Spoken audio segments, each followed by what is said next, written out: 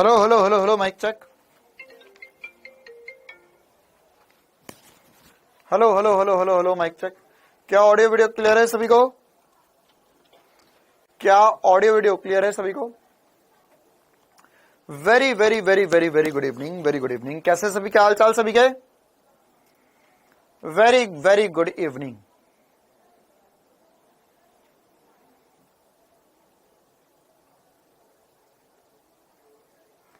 आज धोखा हो गया तुम्हारे साथ? अच्छा, तुम्हारे साथ ही हुआ था क्या? कामेश सर बोल रहे थे धोखा हो गया, आज धोखा कर दिया कामेश सर ने। हाँ भाई, very very very good evening. कैसे सभी, क्या हाल चाल?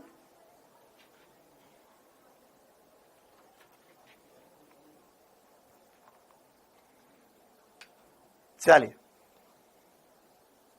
हाँ भाई, तो हम करते हैं आज क्लास की शुरुआत। आज हमारी आखिरी क्लास इस चैप्टर की। इस चैप्टर में हम और कुछ इंपॉर्टेंट क्वेश्चंस ही डिस्कस करेंगे आज की क्लास में, है ना। एक छोटा सा और कंसेप्ट होता है, वो भी मैं आपको समझा देता हूं, हमारे पास समय है अभी तो। उसके बाद में, अच्छा, बायोलॉजी में धोखा हो गया। बायोलॉजी में क्या धोखा हो गया तुम्हारे साथ? अच्छा, तभी काम है ये, सॉरी, पार सर अभी आकर हंस रहे थे यहां पर। क्या धोखा हो गया बायोलॉजी में तुम्हारे साथ? यश कुमार, तुम्हारे साथ ही हुआ है या बाकी सबके साथ भी हुआ है? हाँ, सुमित बेटा शांति बनाए रखे, आपका डाउट जरूर बताया जाएगा।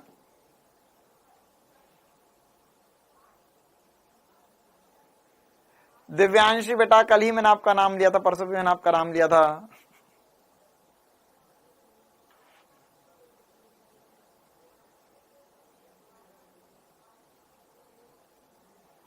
अच्छा, छुट्टी बोलकर क्लास हो गई थी, तो अच्छी बात है फिर तो।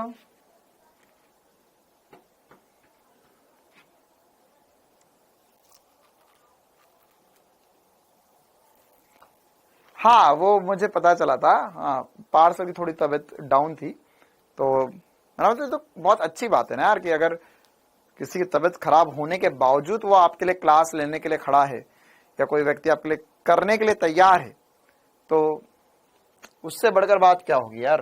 कि अगर कोई तबीयत खराब है, क्लास नहीं ले सकते, लेकिन फिर भी दवाई खा खा के अगर क्लास ले रहे हैं, तो इससे ज्यादा समर्पण तो आपको नहीं मिलेगा कहीं, और इसके लिए आपको खुश होना चाहिए। चलिए, तो हम करते हैं क्लास की शुरुआत, है ना। हमने छदम बल तक की सारी कहानी कर ली है। हमें होमवर्क के क्वेश्चंस डिस्कस करने, और होमवर्क की कुछ बातें, मैं होमवर्क के कुछ क्वेश्चंस मैं आपको बताऊंगा। उससे पहले मैं आप लोगों को एक और प्रकार का सवाल होता है, ये इस प्रकार के कुछ सवाल होते हैं, ये भी मैं आपको करना सिखा देता हूं। ये वाले जो सवाल है, ये कहलाते हैं बाधित गति के सवाल। कैसे कहलाते हैं? बाधित गति। बाधित गति, या अंग्रेजी में कहते हैं constrained motion. Constraint motion, constraint motion या बाधित गति क्या होता है? कंस्ट्रेंट मोशन या बाधित गति क्या होता है? ये इंपॉर्टेंट सी, एक मजेदार सी कहानी है जो आपको पता होना चाहिए। ठीक है, कंस्ट्रेंट मोशन मतलब ये, जैसे इस पे डायरेक्ट नीट पे कभी सवाल नहीं आया है, लेकिन हो सकता है कि आ जाए आने वाले समय में, तो इसलिए हम कोई भी टॉपिक नहीं छोड़ना चाहते हैं। तो अब कंस्ट्रेंट मोशन क्या होता है ये समझ लेते हैं एक बार, है ना। कंस्ट्रेंट मोशन क्या होता है एक बार ये समझते हैं। देखो, क्या होता है कभी कभी कि हमारे पास जो वस्तु गति कर रही है, इसमें न्यूटन के गति के नियम का, या न्यूटन की गति के नियम जो हम पढ़ते हैं चैप्टर, उसका इतना ज्यादा रोल नहीं है इसमें, बहुत ज्यादा रोल नहीं है। ठीक है, लेकिन फिर भी हम यहां पर इसी चैप्टर में पढ़ते हैं। वैसे इसका जो बेसिक कंसेप्ट है कि ऐसा क्यों हो रहा है, या मतलब क्यों हो रहा है वो तो हमें समझ में आ जाएगा, लेकिन हम ये सब क्यों कर रहे हैं वो कार्य ऊर्जा शक्ति, मतलब अगला चैप्टर जो होता है उसके अंदर छुपा हुआ है ये। लेकिन मैं आपको अभी समझा देता हूं कंस्ट्रेंट मोशन क्या होता है, क्योंकि दुनिया इसी चैप्टर में पढ़ती है वाली सारी बातें। क्या होता है कभी कभी कि हमारे पास अगर कोई एक गति होगी, तो उसी के कारण दूसरी गति होती है ना। तो इस प्रकार के मोशन को कंस्ट्रेंट मोशन कहते हैं। या किसी एक वस्तु की गति जो हो रही है वो दूसरी पे निर्भर करती है, उस प्रकार के मोशन को कंस्ट्रेंट मोशन कहते हैं, है ना। इसके काफी सारे एग्जांपल्स है। जैसे मान के चलो यहां पर कि ये जो ब्लॉक है, इस ब्लॉक की गति आगे की तरफ हो रही है, मान के चलो उसका वेग v' हो गया। तो ये आगे क्यों जाएगा? ये आगे तब जाएगा जब इसे रस्सी से इधर से खींचा जा रहा है ना, ये रस्सी से बंधा हुआ है। तो यहां पर मामला ये है सर कि जब ये रस्सी आगे की तरफ खींचेंगे तो ये आगे की तरफ बढ़ेगा, ऐसे नहीं, ऐसे हवा में उड़ नहीं जाएगा ना, क्योंकि सर इसका भी द्रव्यमान है, जमीन से चिपक के चलेगा। तो अगर ये जमीन से चिपक के चल रहा है तो हम गति करवा रहे हैं, उसको गति हो रही है इसकी, तो ये कौन सी दिशा में गति हो रही है? सर ये आगे की दिशा में गति हो रही है, ठीक है। तो यहां पर इसका वेग आगे की दिशा में कितना होगा, है ना, कितना होगा यह हमको पता करना है। तो इसी प्रकार से यहां पर देखते हैं, देखो इसमें क्या हो रहा है। इसमें अगर मैं F बल ऊपर की तरफ खींचूं तो मेरे F बल के कारण ये घिरनी ऊपर आएगी, ये रस्सी जो है वो घिरनी पर से गुजर कर, है ना, मतलब ये घिरनी से लगी हुई है और ये दूसरी वाली घिरनी से एक द्रव्यमान है। तो अगर मैं इसे ऊपर खींचूंगा तो मैं खींच रहा हूं घिरनी को, लेकिन ये 2 किलो वाला द्रव्यमान ऊपर उठने लगेगा। तो इस टाइप के मोशन जो होते हैं वो कंस्ट्रेंट मोशन कहलाते हैं, मतलब एक गति करेगा उसकी वजह से दूसरी की गति होगी। या जैसे देखो यहां पर एक रॉड है, तो ये रॉड में हमको सवाल में बोला कि ये रॉड फिसलना शुरू कर रही है, तो ये इसका एक सिरा ए बिंदु पे नीचे की तरफ जा रहा, बी से आगे की तरफ जा रहा, तो ये नीचे जाएगा या आगे जाएगा, तो ऐसे कुछ आगे बढ़ती जाएगी ये रॉड। तो हमें निकालना होगा नीचे वाला सिरा कितने वेग से गति कर रहा है। या जैसे ये वाला सवाल भी कि हमने यहां पे इस पुली को या घिरनी को एक रस्सी से खींचा तो ये द्रव्यमान कितना आगे बढ़ेगा, ठीक है। तो इन सब के लिए कुछ छोटा मोटा डेरिवेशन टाइप सा होता है, लेकिन मैं वो डेरिवेशन वगैरह में नहीं जाना चाहता हूं, मैं आपको सीधे सीधे करना बताता हूं कि ये करते कैसे है और इनमें सब में क्या चक्कर है। तो बाधित गति या कंस्ट्रेंट रिलेशनशिप में क्या होता है बेटा, कंस्ट्रेंट मोशन में क्या होता है कि हमारे पास ना एक की गति होती है, उसी की वजह से दूसरी की गति होती है। तो इन सब में हमारी मदद करता है तनाव बल। कौन मदद करता है? तनाव बल। तो कंस्ट्रेंट रिलेशनशिप में तनाव बल, है ना, तनाव इंटू एक्स जो होता है या विस्थापन क्या है, तनाव इंटू किसी भी निकाय में, ऐसा लिख देते हैं, किसी भी निकाय में T इंटू एक्स जो होता है वो कांस्टेंट होता है ना।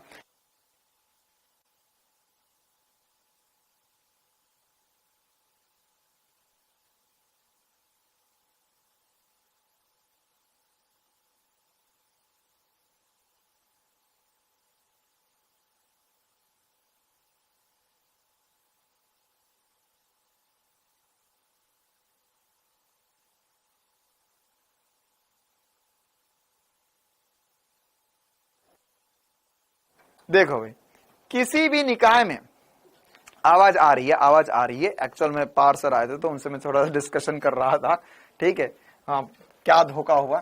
तो किसी भी निकाय में है ना, हमारे पास अगर कोई एक निकाय है तो उस निकाय में एक्चुअल में क्या होता है, जो आंतरिक बल द्वारा किया गया कार्य जो होता है वो शून्य होता है, ठीक है।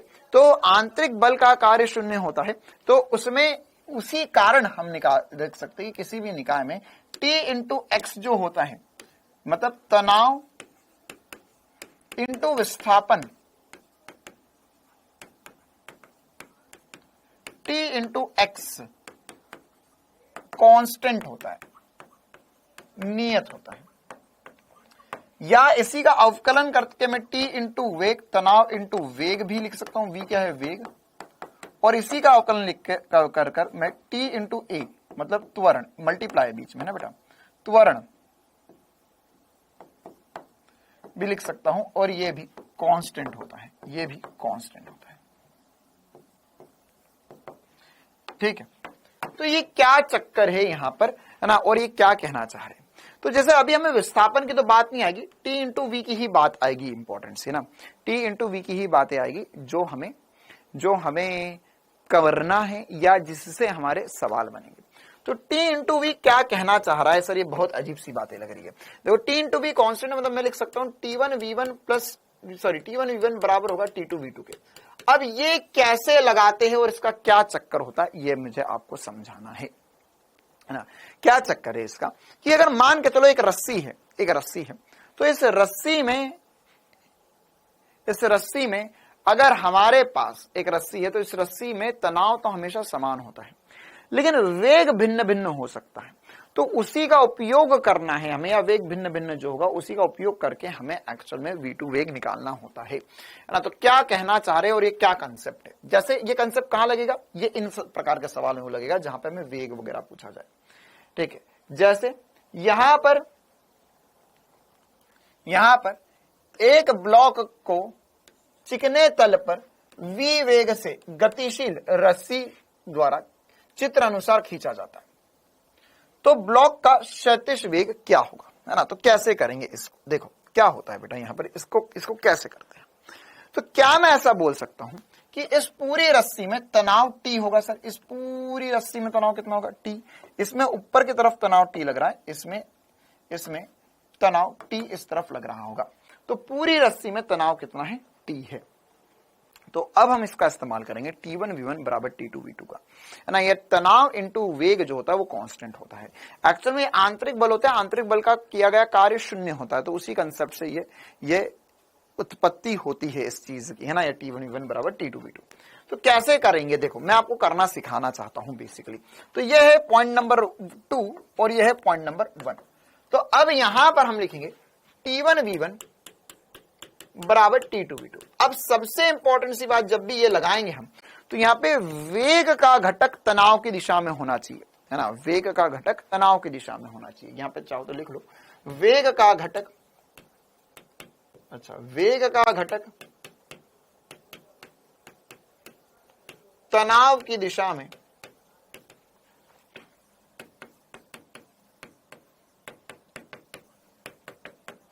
होना चाहिए। क्या होना चाहिए, तनाव की दिशा में होना चाहिए। मतलब कि यहां पर अगर हम देखें ध्यान से, तो ये तनाव कितना है, अच्छा इस बिंदु पर देखें सर, तो इस बिंदु का T है और वेग V है, अच्छा बराबर होगा। इस बिंदु पर भी वही होना चाहिए, क्योंकि ये पूरी रस्सी एक ही है, ये पूरी रस्सी एक ही है। तो यहां पर क्या हो रहा है सर, यहां पे तनाव तो T है, लेकिन वेग एक्चुअल में V' इस तरफ है, V' वेग इस तरफ है। तो V का घटक जो है या V' का घटक जो है वो तनाव की दिशा में होना चाहिए, तो ही बात बनेगी। तो यहाँ पे V2 जो होगा हमारा V2, ये जो V2 हो जाएगा, मतलब कि यहां पर ये जो होगा ये इस दिशा में वेग, देखो भले ही ये जा रहा है इस दिशा में, लेकिन इस दिशा में क्यों जा पा रहा है, क्योंकि रस्सी उसे इधर खींच रही है। तो वेग का घटक तनाव की दिशा में हो जाएगा V' sin थीटा, कितना हो जाएगा, है ना, यहां पर हो जाएगा V' sin थीटा। बात समझ में आई तुम्हें, मैंने क्या बोला, मैंने बोला कि क्षैतिज वेग जो है वह कितना है, क्षैतिज वेग V' है। ओके सर, तो हमें क्या करना है, हमें वेग का घटक तनाव की दिशा में करना है। क्यों तनाव की दिशा में करें सर वेग का घटक, क्यों, क्योंकि देखो एक्चुअल में क्या है, इसको ऐसा भी समझ सकते हो आपको, अगर ये फील नहीं आ रहा तो देखो ऐसा समझो, अगर मेरे पास ये पूरी रस्सी है, तो क्या इस रस्सी के तरीका नंबर 2 बता रहा हूं इस चीज को समझने का, तरीका नंबर 2 बता रहा हूं इस चीज को समझने का। क्या, अगर मेरे पास ये पूरी रस्सी है, तो क्या ये रस्सी मैं खींचूंगा तो लंबी हो जाएगी, क्या मैं इसे छोड़ दूंगा तो छोटी हो जाएगी, नहीं सर, इस रस्सी की लंबाई नियत रहने वाली है। आप इसे खींचोगे तो भी उतनी लंबाई रहेगी, छोड़ दोगे तो भी उतनी लंबाई रहेगी। तो इसका मतलब यह है कि यहां पर इनमें कोई भी कण या रस्सी पर मैंने मान के चलो कि रस्सी पे मैंने बहुत सारे छोटे बिंदु बना दिए। देखो जिसको समझ नहीं आ रहा उसके लिए एक लाइन में बता देता हूं, T1 V1 बराबर T2 V2 के लिए, ठीक है, 2 तरीके से समझाऊंगा। क्या कि यहां पर अगर मैं इसे खींच रहा हूं V वेग से, तो क्या यहां पर ये जितने छोटे बिंदु बनाए, इनके बीच दूरी बढ़ेगी घटेगी या नियत रहेगी, इनके बीच में दूरी बढ़ेगी घटेगी या नियत रहेगी, ये बताओ। हाँ, फर्स्ट तरीके से हमारे पास आंसर आ चुका है, क्या हो गया, ये T से T कट गया, V बटा साइन थीटा जो होगा वो हमारा V' आ चुका है, ठीक है, मतलब उसका क्षैतिज वेग आ चुका है। अब दूसरे तरीके से बता रहा हूं मैं आपको,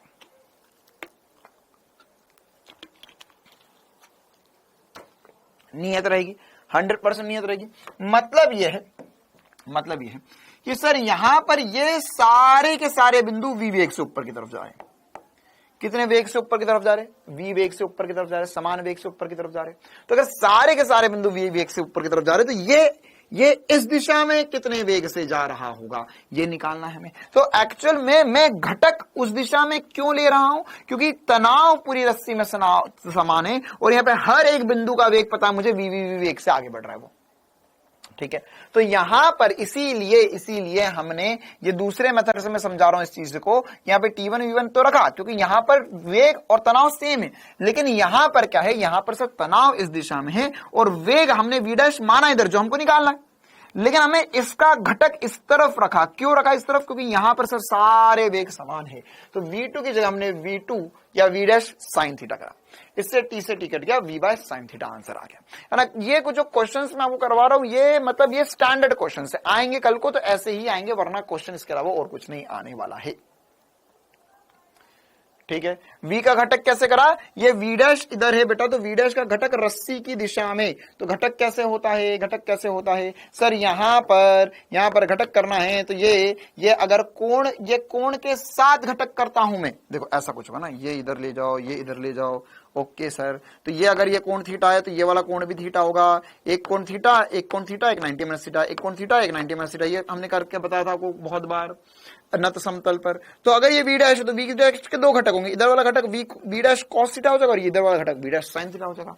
कोण के साथ वाला cos t, कोण के लंबवत वाला sin, ठीक है। यहां अगर घटक देने की जरूरत नहीं पड़ी क्योंकि T और V एक ही दिशा में है। इसी प्रकार से और थोड़े आसान सवाल करवाता हूं इस पे, जैसे देखो ये वाला सवाल उससे थोड़ा आसान है, थोड़ा आसान है। कैसा है, इसमें घटक लेने की भी जरूरत नहीं है। क्या कहना चाह रहा है यहां पर, क्या कहना चाह रहा है यहां पर कहना चाह रहा है कि सर प्रदर्शित चित्र में घिरनी को u वेग से आगे की तरफ खींचा जा रहा है, तो रस्सी से जुड़े हुए ब्लॉक का वेग क्या होगा। तो ये ब्लॉक का वेग निकालना है इस दिशा में v, ठीक है। तो अब कैसे निकालेंगे इस दिशा में वेग v। तो अगर मान के चलो हमने बोला कि इस पूरी रस्सी में तनाव हो जाए T, कितना हो जाए, इस पूरी रस्सी में हो जाए तनाव T। तो क्या मैं यहां पर बोल सकता हूं कि यहां पर हाथ में तनाव 2T होगा, पहले तो इतना बता दो, क्या हाथ में तनाव 2T होगा, बिल्कुल सर, हाथ में तनाव 2T होगा। रुक जाओ, आराम से एक एक करके कर लो ना। ये इतने सारे बच्चों ने आंसर कैसे बता दिया, तुम्हें समझ में आ गया या फिर पहले से पता थी ये वाली बात। बहुत सारे बच्चों ने आंसर बताया, मतलब आई एम शॉक्ड। क्या सभी ने, जितनों ने भी आंसर बताया, ईमानदारी से बताओ, क्या सबने T1 V1 बराबर T2 V2 करके आंसर निकाल लिया था। तो यहां पर क्या होगा, यहां पर अगर इस बिंदु पर देखेंगे हम सर, तो फिर से लगाएंगे T1 V1 बराबर T2 V2। तो मान के चलो एक, इसे हमने बिंदु नंबर 1 बोल दिया, इसे हमने बिंदु नंबर 2 बोल दिया। तो यहां पर हमने कंसेप्ट बता दिया। अरे गजब, लॉजिक से आ गया, अरे बहुत ही सही। तो यहां पर T1 कितना है सर, T1 जो है वह हो गया, यहां पर फर्स्ट वाले बिंदु पर सर 2T तनाव है और ये जा रहा है u वेग से आगे। इस बिंदु पर क्या हो रहा है सर, इस बिंदु पर तनाव T है और ये जा रहा है v वेग से आगे। T से T कट गया, फिर से 2u बराबर v आ गया, 2u बराबर v आ गया। क्लियर है, आई बात समझ में। PYQ में आया, लेकिन वो बहुत पहले आया, मतलब वो AIPMT PET और PMT वगैरह होते थे तब का सवाल है।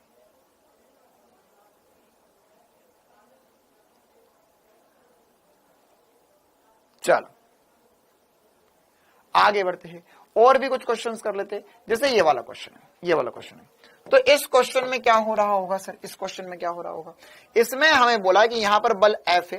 देखो, तो इसमें एक्चुअल में हमें क्या पूछता है सवाल में, है ना, हमसे सवाल में पूछता है कि अगर मान के चलो यहां पर बल F लगाया जा रहा है, इसे ऊपर खींचा जा रहा है A त्वरण से, तो इसका त्वरण ऊपर की दिशा में क्या होगा,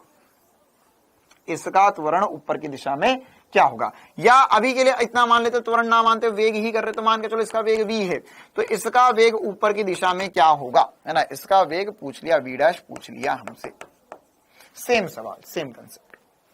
तो यहां पर क्या होगा, यहां पर क्या होगा, यहां पर अब हमारे पास क्या बल है, और हमने F बल लगा तो V वेग से ऊपर उठा मान के चलो, तो ये नियत बल लग रहा है ना, तो यहां पर V डैश क्या होगा।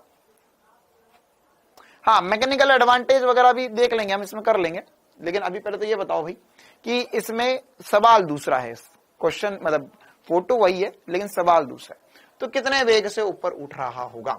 तो यहां पर सर हम क्या करेंगे, मान के चलो इस पूरे में तनाव T है, इस पूरे में तनाव T है, तो इसमें तनाव 2T होगा,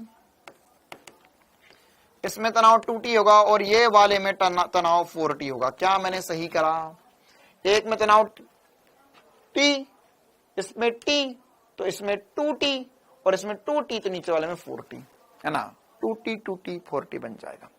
तो अब क्या करेंगे हम, सर हम लिखेंगे T1 V1, या इसे बिंदु नंबर 1 बोल देते, इसे बिंदु नंबर 2 बोल देते, तो यहां पर हो जाएगा T1 V1 बराबर T2 V2। तो पहले वाले का वेग कितना है सर, पहले वाले का तनाव T, वेग V, दूसरे वाले का तनाव 4T और वेग V डैश, तो T से T कट गया, V/4 आ गया V डैश। क्लियर है मामला। तो यह V/4 वेग से ऊपर जाएगा। तो इस प्रकार से हम छोटे छोटे से काम इसमें कर सकते हैं। अच्छा, अब इसमें यह सवाल का कंसेप्ट यही है, लेकिन करने का थोड़ा सा तरीका अलग है। एक और सवाल, ये वाला सवाल, अच्छा चलो एक पहले यारा सवाल भी कर ही लेते हैं इसी कंसेप्ट पे, फिर एक रॉड वाला सवाल मैं आप लोगों को करवाऊंगा, वो भी है बाधित गति का ही सवाल, लेकिन उसका करने का तरीका थोड़ा सा अलग हो जाता है ना। तो क्या हो जाएगा यहाँ पर 20 mg का क्या हुआ बेटा, 20 mg का कुछ नहीं करा, हमने बोला ये नियत वेग से ऊपर जा रहा है, यह नियत v वेग से ऊपर जा रहा है।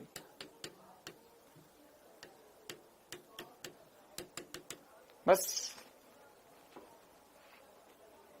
है ना, बाकी वो जिसको 20 mg का क्या होगा, वो वाला जो सवाल है या वो वाली जो बात है, वो क्या होता है, वो होता है मैकेनिकल एडवांटेज। एक और छोटी सी बात होती है ना, किन्हीं किन्हीं किताबों में लिखा हुआ होता है मैकेनिकल एडवांटेज, मैकेनिकल एडवांटेज, चलो लिख ही लेते हैं हम भी, मैकेनिकल एडवांटेज है ना। ये सब जो बातें मैकेनिकल एडवांटेज वगैरह की है ना, या यांत्रिक लाभ, यांत्रिक लाभ, ये कहीं कहीं पर आपको ऐसा सवाल इक्का दुक्का मिल जाएगा पड़ा हुआ। तो यहां पर क्या होता है, पहले ये समझ लेते हैं आंतरिक लाभ क्या होता है। क्या होगा यहां पर कि अगर हम ध्यान से समझे तो देखो ये बिल्कुल आसान सी बात है कि सर इसमें तनाव T है, इसमें तनाव 4T हो गया है, नीचे वाले में तनाव 4T हो गया है, नीचे वाले में तनाव 4T हो गया है। तो यांत्रिक लाभ क्या होता है, यांत्रिक लाभ क्या होता है कि हम पुली वगैरह का इस्तेमाल करके हमारा जोर जो लग रहा है वो हम कम कर दे, हम कम कर दे। कैसे, देखो क्या मैं ऐसा बोल सकता हूं, क्या मैं ऐसा बोल सकता हूं कि यहां पर ये जो 40 है वो 20G के बराबर होना चाहिए। अगर मैंने इसको पकड़ के रखा हुआ है, यहां पर F बल से मैंने इसे पकड़ के रखा हुआ है, तो क्या मैं ऐसा बोल सकता हूं कि 40 जो होगा वो 20G के बराबर होगा।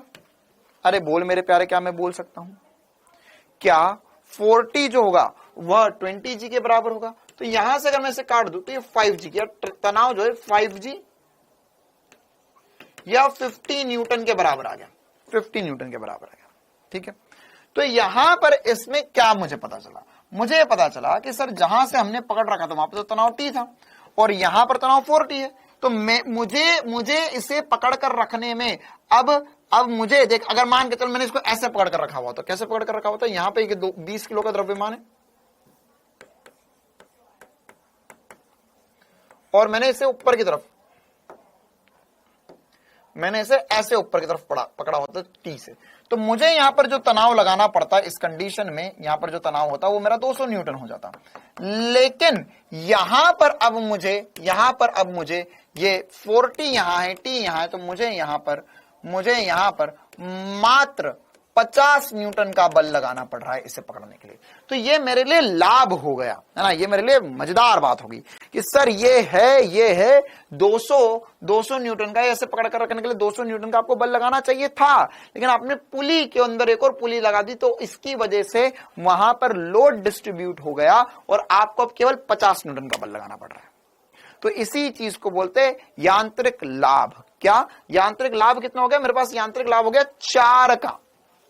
यांत्रिक लाभ हो गया मेरे पास यहां पे 4 का। मैकेनिकल एडवांटेज या यांत्रिक लाभ, ये क्या होगा? ये क्या होगा? भार कितना था, कितना भार आपने उठाया, बटे में बल कितना लगाया, बटे में बल कितना लगाया। जैसे यहां पर इसके लिए हम बोल सकते हैं मैकेनिकल एडवांटेज कि सर भार जो था वो था 200 न्यूटन का और हमने लगाया 50 न्यूटन का बल, तो 4 गुना ज्यादा बल उठा पाएंगे हम, है ना। या अगर मैं यहाँ पे 100 न्यूटन लगाता हूं, यहाँ पे 400 न्यूटन या 40 किलो का बल उठा सकता हूं, ठीक है। तो इसे हम मैकेनिकल एडवांटेज बोलते हैं। बाकी हम तो ये दोनों कंसेप्ट अलग अलग है, दोनों कंसेप्ट अलग अलग है, मैंने समझा साथ में दिए भले, लेकिन कंसेप्ट बिल्कुल अलग अलग है। इन दोनों का आपस में कोई लेना देना नहीं है ना। मैकेनिकल एडवांटेज जो था वो हमने पूरा अलग से ही समझा है।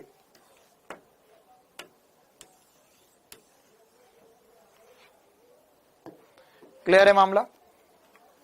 चलो अब हम वापस जा रहे हैं इसी प्रकार के सवालों पर हम वापस जा रहे हैं ना। एक और हमारे पास सवाल है, ये रहा दिलचस्प सा सवाल।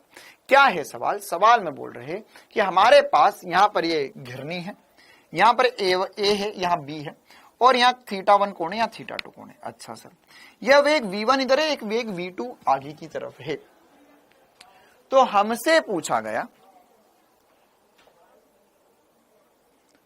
ये कौन वाला, बेटा यही वाला सवाल तो अभी करवाया।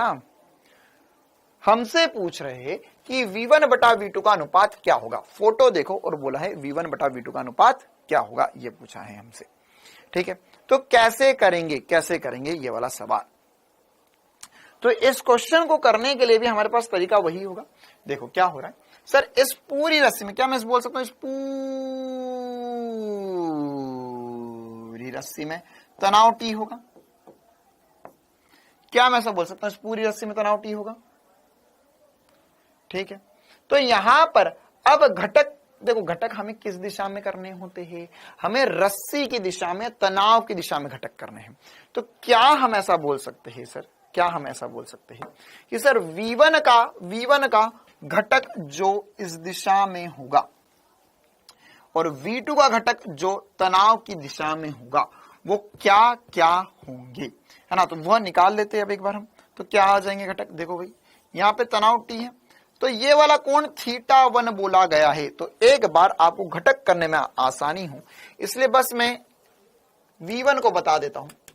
v1 है इस दिशा में, ठीक है, और आपको घटक लेना है इधर, और ये वाला कोण है θ, ठीक है। इसी प्रकार से v2 को भी बना देता हूं मैं यहां पर। ये सब आज एक ऐसा समझो यार कि आज जो है ना, आज हम जो डिस्कशन कर रहे हैं उसमें 90% बातें जो है वो जेई वाली चल रही है,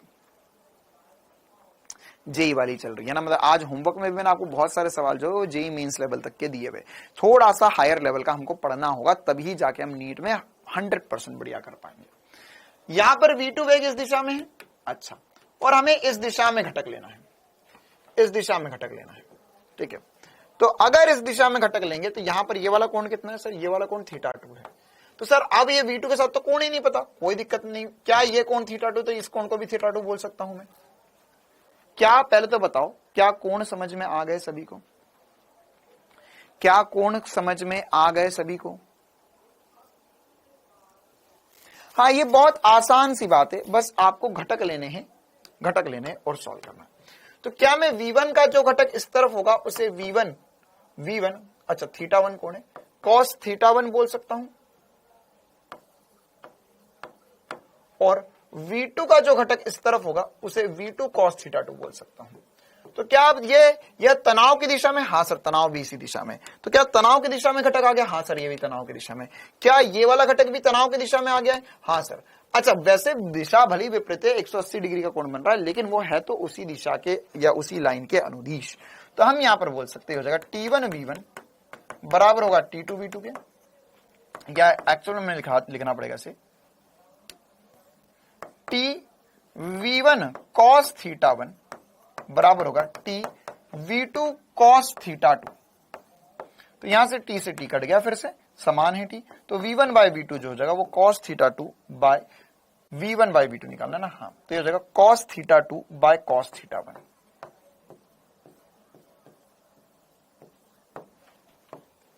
क्लियर है मामला?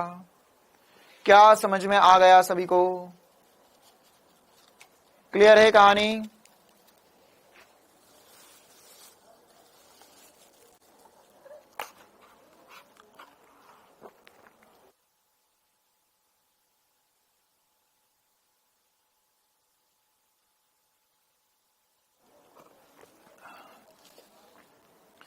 टी के घटक नहीं लेंगे बेटा, टी के घटक नहीं लेंगे। क्यों? क्योंकि देखो एक्चुअल में क्या हो रहा है, टी के घटक क्यों नहीं लेंगे? क्योंकि क्या है, यहां पर इस दिशा में इस पूरे में टी समान है, ठीक है। अच्छा, अगर मैं टी का घटक इधर ले लूं और इस टी का घटक भी इधर ले लूं, तो क्या इस दिशा में टी समान है? नहीं नहीं नहीं सर, टी समान नहीं है। एक्चुअल में हम जब T1V1 बराबर T2V2 कर रहे हैं, तो हम तनाव की दिशा में घटक इसलिए ले रहे कि हर एक बिंदु में यहां से यहां से यहां से यहां से यहां से यहां से यहां तक इस दिशा में क्या हो रहा है, इस दिशा में तनाव समान है। तनाव समान है, या मैं ऐसा बोल सकता हूं कि इस दिशा में हर एक बिंदु का वेग जो है वह समान है। मैं क्या कर रहा हूं, मैं एक्चुअल में वेग बराबर कर रहा हूं, इधर का वेग और इधर का वेग बराबर होना चाहिए। कि जिस वेग से, देखो आगे किसी भी वेग से जाए उससे मतलब नहीं है, मुझे इतना मतलब है कि सर ये देखो रस्सी की लंबाई कम ज्यादा नहीं होनी चाहिए। तो अगर रस्सी की लंबाई कम ज्यादा नहीं होनी चाहिए, है ना, रस्सी की लंबाई कम ज्यादा नहीं होनी चाहिए, तो इसका मतलब क्या हुआ कि सर अगर रस्सी छोटी बड़ी नहीं हो रही, मतलब कि ये इस दिशा का वेग, ये इधर का वेग और इधर का वेग बराबर है, मतलब हर एक बिंदु का यहां से यहां तक वेग बराबर है। तो अब इधर वाले वेग का घटक इधर कर दिया और इधर वाले वेग का घटक बिंदुओं की दिशा में, रस्सी की दिशा में करा और उसको बराबर कर दिया अल्टीमेटली। क्लियर है कहानी? आया समझ में?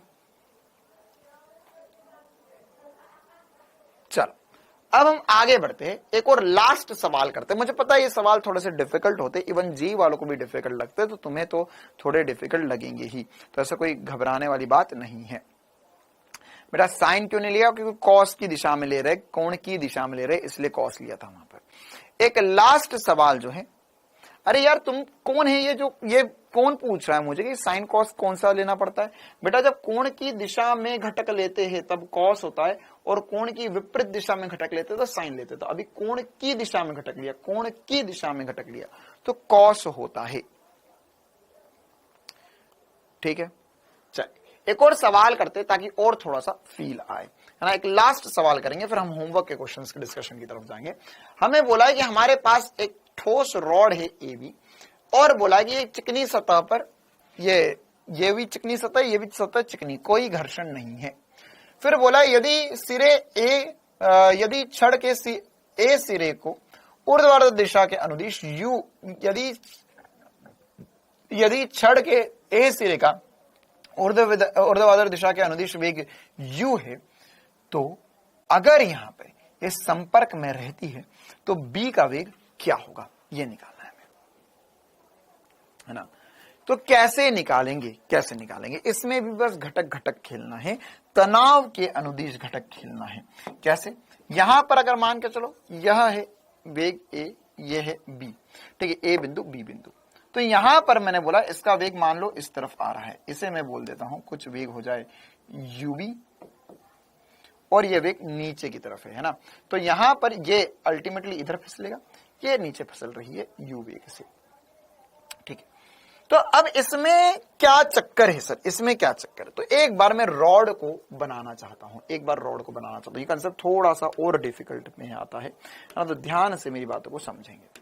क्या होगा, मान के चलो मेरे पास यहाँ पे एक रॉड है, ठीक है, जिसको एक छोटी सी बात चमक गई, उसके लिए वो ये सवाल बहुत आसान हो जाएगा। कौन सी छोटी सी बात? देखो क्या होगा कि देखो ये रॉड कहीं भी जाए, अभी क्या हो रहा है, अभी सर इधर एक वेग U वेग नीचे की तरफ है, ठीक है, और इधर का वेग निकालना है मुझे। एक बार पहले कोण वोण भी बता देता हूं ताकि लोगों को दिक्कत ना हो। देखो ये वाला कोण जो है वो थीटा दिया हुआ है सवाल वाले ने, तो क्या मैं ऐसा बोल सकता हूं ये वाला कोण भी थीटा होगा? ओके सर,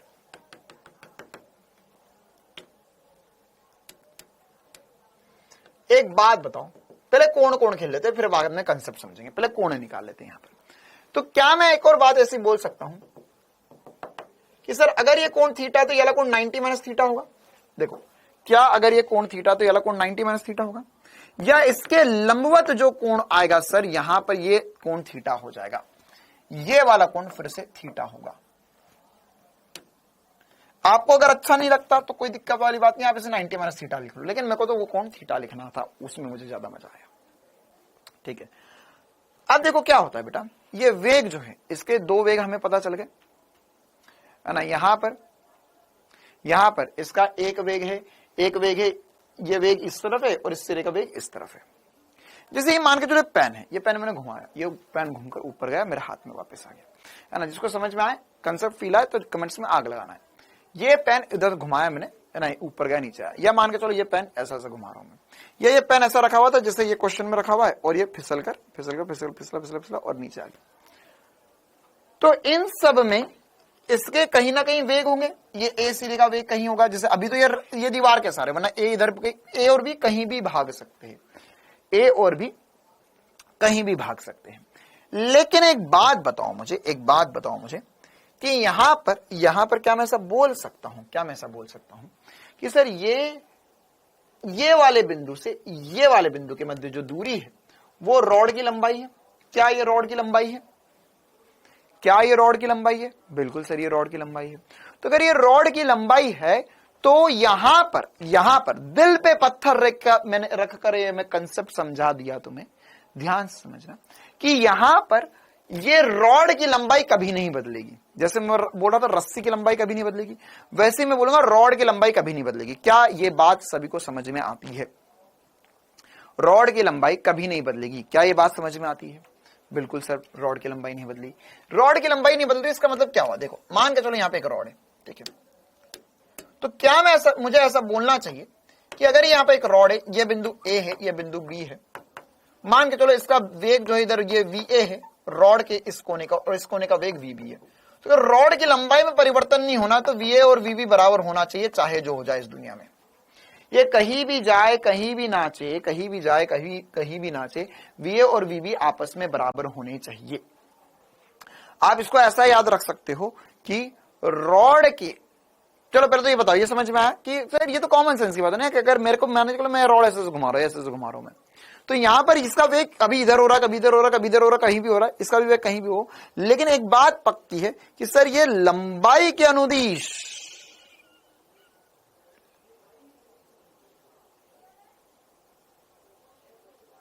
जो वेग का घटक होगा वो बराबर होना चाहिए, हाँ या ना? अरे अगर दोनों सेम नहीं हुए, मान के चल सर याला वेग ज्यादा हो गया, याला वेग कम हो गया, तो इनके बीच में दूरी बढ़ जाएगी, तो ये रॉड लंबी हो जाएगी। ऐसा तो होता नहीं है कि सर हमने यहाँ पे रॉड दीवार से टिकाई थी, यहाँ पे ये 1 मीटर की रॉड थी, नीचे गिरी तो रॉड 3 मीटर की बन गई। ऐसा किसी क्या हो रहा है क्या कि सर एक हमने सीढ़ी दीवार से टिका के रखी हुई थी, एकदम से अचानक से फिसली और फिर उसके हमने सर वो तो 2 मीटर की सीढ़ी थी, फिसल गई 6 मीटर की बन गई। ऐसा नहीं होता ना। क्यों नहीं होता? क्योंकि सर यहां पर ये वाले बिंदु का वेग और ये वाले बिंदु का वेग बराबर है। तो अगर यहां पर ये सीढ़ियां ऐसी रखी हुई थी तो ये कैसी भी फिसले, ये इधर जाए, लेकिन इसकी लंबाई वही हमेशा बनी रही है, लंबाई वही रहेगी। तो अगर लंबाई वही रही तो मैं ऐसा बोल सकता हूं कि सर अगर यहां पर ये वेग ub है, ये वाला वेग नीचे की तरफ ua है, तो इसका घटक इधर की तरफ cos होगा, तो ub cos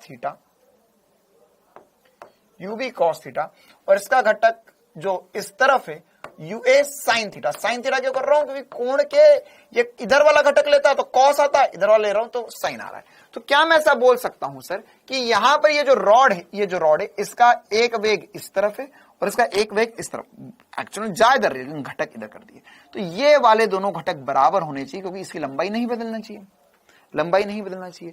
तो अगर यहां पर इसके घटक बराबर होंगे तो मैं लिख सकता हूं ua sin थीटा बराबर होना चाहिए ub cos थीटा के। यू ए का मान तो यू ही दिया हुआ है, ये हो जाएगा sine theta by cos theta बराबर होगा यूबी के, या यू टेन थीटा बराबर होगा यूबी के, है ना। सॉल्यूशन तो एक लाइन का ही है, इसका सॉल्यूशन तो एक लाइन का है, लेकिन वो जो कंसेप्ट लगाया वो बहुत ज्यादा इंपॉर्टेंट है ना। क्या कि यहां पर सर रॉड की लंबाई नहीं बदलना चाहिए, तो रॉड की लंबाई नहीं बदलना चाहिए, तो रॉड के अनुदिश जो घटक होंगे वो बराबर होने चाहिए।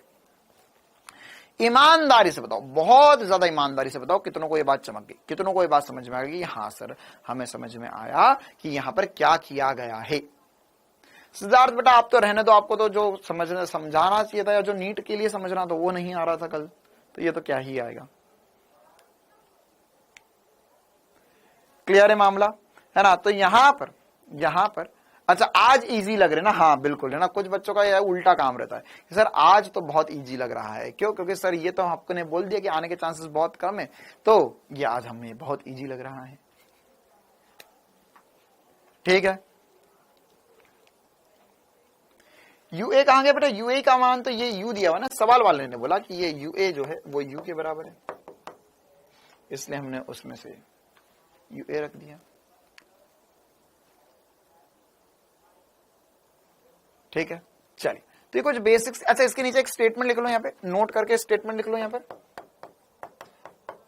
50% भी समझ में आया तो बहुत है ना। मतलब मैं खुद जब 11वीं 12वीं में पढ़ रहा था 11th, तब मुझे ही नहीं समझ में आई थी वाली बात, लेकिन तुम्हें समझ में आ गई होगी क्योंकि समझाने वाला मैं हूं। देखो भाई, नोट करके एक स्टेटमेंट लिख लो, नोट करके एक स्टेटमेंट लिख लो।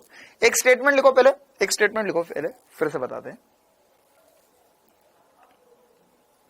स्टेटमेंट लिखो,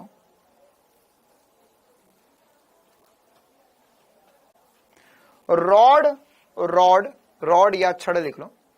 छड़ की लंबाई के अनुदिश, छड़ की लंबाई के अनुदिश, छड़ की लंबाई के अनुदिश वेग के घटक,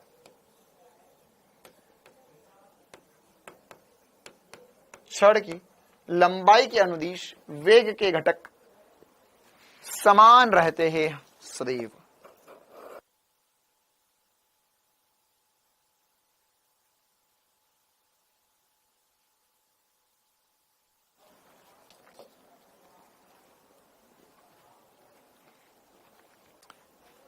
ठीक है, तो ये लंबाई के अनुदिश घटक बराबर करने होते बेटा। तो एक ये इस तरफ जा रहा है, देखो इसमें समझ में जितना ज्यादा टाइम लगाओगे, होमवर्क का डिस्कशन का समय उतना कम मिल पाएगा हमें। ठीक है, तो जल्दी से समझ लो इस चीज को। यहां पर क्या होगा, ये वाला कोण देखो, ये वाला कोण थीटा बोला हुआ क्वेश्चन वाले ने, तो ये वाला कोण थीटा बोला हुआ, तो ये रही एक लाइन, ये रही दूसरी लाइन, ये रही एक लाइन, ये रही एक लाइन, और ये रही तीसरी लाइन। तो अब यहां पर ये कोण थीटा है, तो ये दोनों के मध्य कोण थीटा है, तो यहां पर कोण भी थीटा होना चाहिए, पहली बात। दूसरी बात, अगर ये कोण थीटा तो ये वाला कोण 90 माइनस थीटा होगा सर, क्योंकि ये एक त्रिभुज बन रहा है, एक त्रिभुज बन रहा है, बिल्कुल सही बात है सर, ये कोण 90 माइनस थीटा होगा। तो यहां पर इसके लंबवत, इस रॉड के लंबवत ये रेखा खींची गई है, तो ये वाला कोण भी थीटा आ गया। किसी को अच्छा नहीं लगता तो कोई बात नहीं बेटा, आप इसमें इसे 90 माइनस थीटा ले लो, इसका घटक इधर करोगे तो ये ऑटोमेटिकली साइन बन जाएगा। अब क्या हुआ सर, अब यहां पर ये रॉड जो इस तरफ जा रही थी यूए, और ये इस तरफ जा रहा था यूबी, तो यूए का घटक जो है वो एक रॉड के लंबवत, एक रॉड के समांतर। यूबी का घटक एक रॉड के, ये यूबी इस तरफ है, ये जा रही है इस तरफ, तो उसका एक घटक रॉड के समांतर, एक घटक रॉड के लंबवत। तो रॉड के समांतर जो घटक है वो आपस में बराबर होने चाहिए। ठीक है, तो रॉड के समांतर जो घटक है वो हमने बराबर कर दिए, और उससे हमने पूरा कैलकुलेशन कर लिया। आई बात समझ में अब? हाँ, बहुत बहुत मेहनत लगी, बहुत दिल पे पत्थर रखकर मैंने सवाल समझा। कि चक्कर ये कि कुछ बच्चे हैं हमारे बीच में जो समझ सकते इन सभी बातों को, तो बस इसीलिए।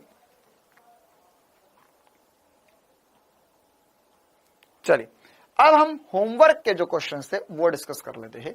होमवर्क के जो इंपॉर्टेंट सवाल, सारे सवाल नहीं बताऊंगा, जो मुझे लगता है कि हाँ वाकई में बताने लायक क्वेश्चन थे, या जो इंपॉर्टेंट सवाल थे, जो हाँ जिसने बढ़िया से पढ़ा, जिसने सब कुछ किया लेकिन फिर भी ना बने हो, तो वही वाले क्वेश्चन डिस्कस करेंगे। ठीक है दिव्या बेटा, देखो, तो लेक्चर नंबर 1 से शुरुआत करेंगे हम।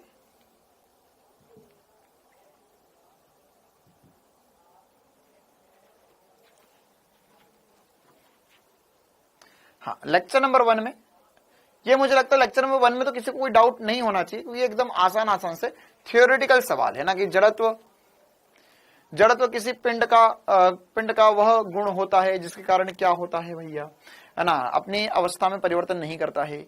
एक गेंद एक समान परिवर्तीय गति से जा रही है, इसका अर्थ क्या होता है। ये सारे सवाल आसान से है। लेक्चर नंबर 1 में किसी को कोई डाउट तो नहीं है। लेक्चर नंबर 1 का क्वेश्चन नंबर 9। बेटा, अगर आपको बोला है कि एक समान परिवर्तनीय गति से जा रही है, तो इसका अर्थ क्या होगा।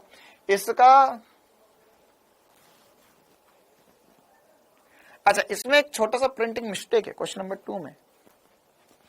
एक गेंद एक समान परिवर्तनीय गति से, है ना, तो ये गति जो है वो एक समान परिवर्तनीय गति, ये जो स्टेटमेंट है ना, ये अपने आप में थोड़ा मामला गड़बड़ है।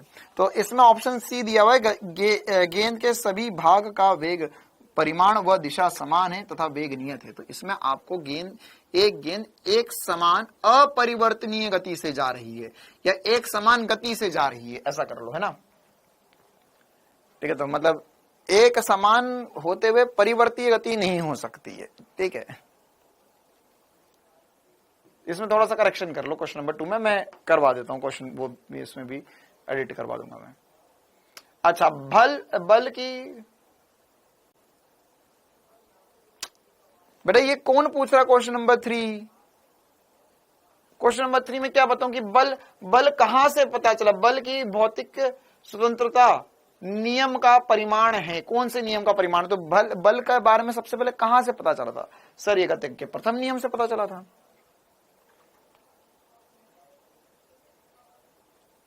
क्वेश्चन नंबर 7, हमें बोला 1 किलो का एक पिंड डोरी से लटकाया गया है।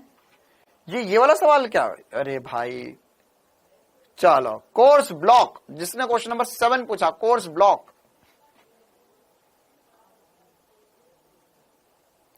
हाँ, कोई लेक्चर नंबर 1 में सच्ची में जिसने सॉल्व किया हो, 2 बार सारे सवाल किए हो, उन्हें उन बच्चों से पूछा हो जिससे लेक्चर नंबर 1 में कोई भी डाउट हो तो पूछ लो। लेक्चर नंबर 1 में कोई डाउट। 13 सवाल है, 12वां सवाल।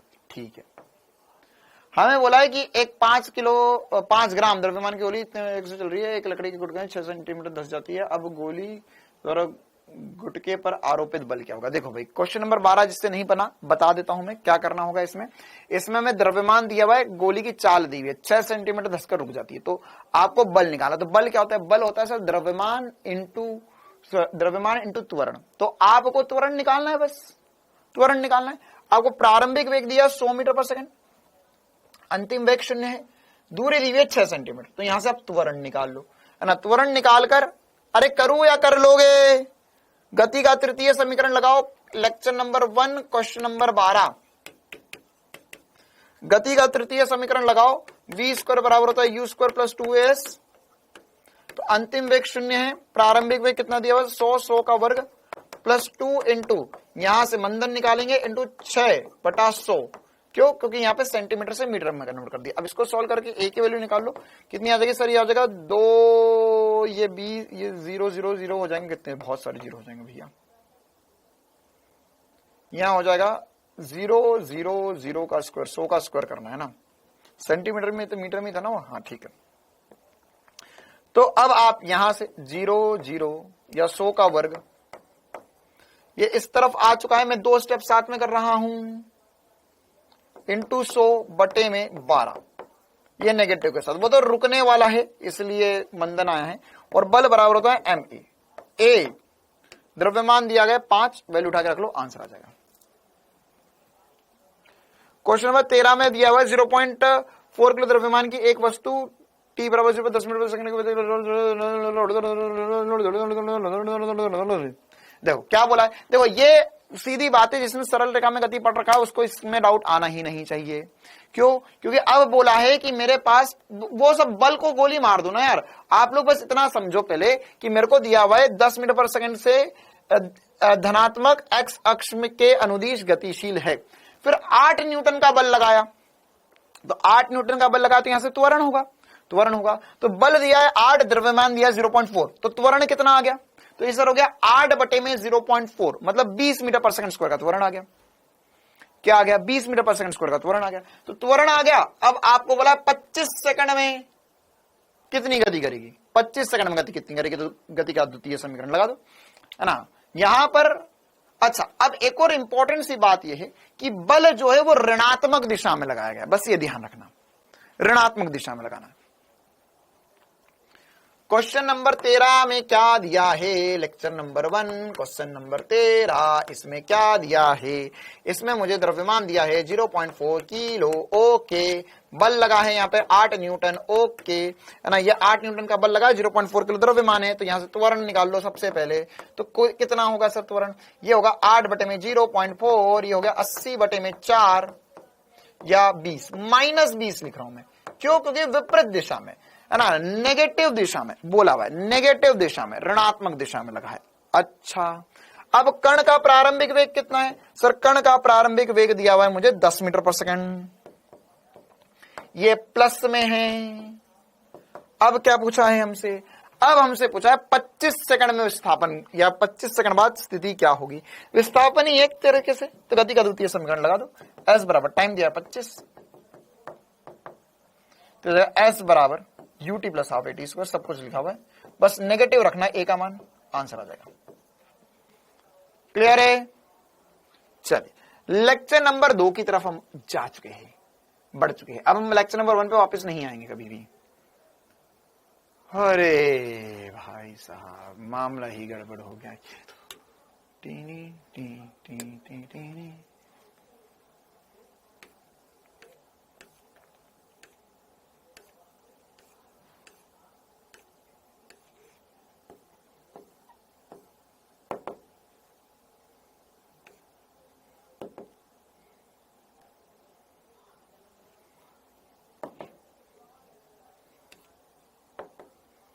चलो lecture number 2,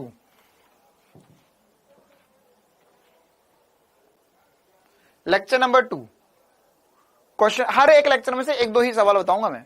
lecture number 2 question number 2, चलो 12, हाँ ये नागेंद्र को तो भैया नींद नहीं आ रही है एक हफ्ते से, क्वेश्चन नंबर 12 बता दो।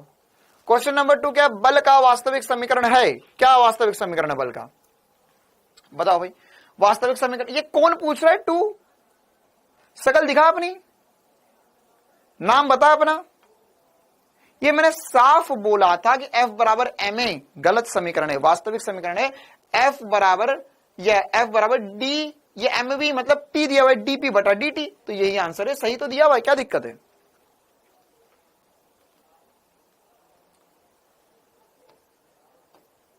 कुछ भी पूछ लो, होमवर्क डिस्कशन, मैं भी कुछ पूछूंगा, क्या पूछूंगा, कुछ भी पूछ लूंगा। Lecture number 2 question number 5, okay, हमें बोला 5 किलो द्रव्यमान की वस्तु 0.2 सेकंड में 65 मीटर पर सेंटीमीटर पर सेकंड से कटकर 15 कार्यरत आरोपित बल। क्या निकालूं मैं अब इसमें, प्रारंभिक वेग दिया है, अंतिम वेग दिया हुआ है, समय दिया हुआ है, तो क्या मैं इसमें त्वरण नहीं निकाल सकता या मंदन नहीं निकाल सकता, वेग में परिवर्तन बटा समय कर देंगे, मंदन आ जाएगा, बस इस सेंटीमीटर को मीटर में बदल देना, ठीक है, मंदन आ गया, समय दिया हुआ है, मंदन आ गया, इंटू द्रव्यमान कर दो, आंसर आ जाएगा।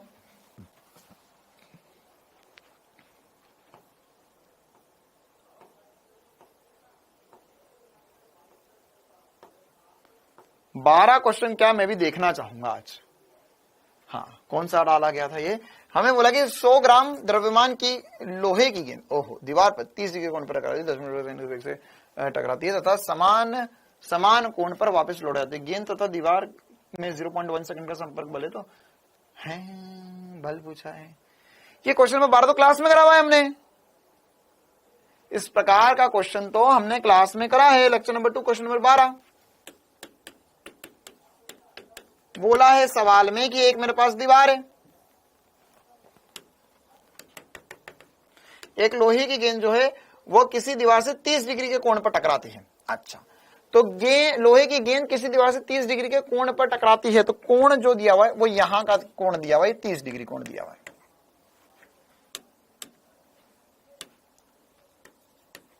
गेंद टकरा कर निकल गई।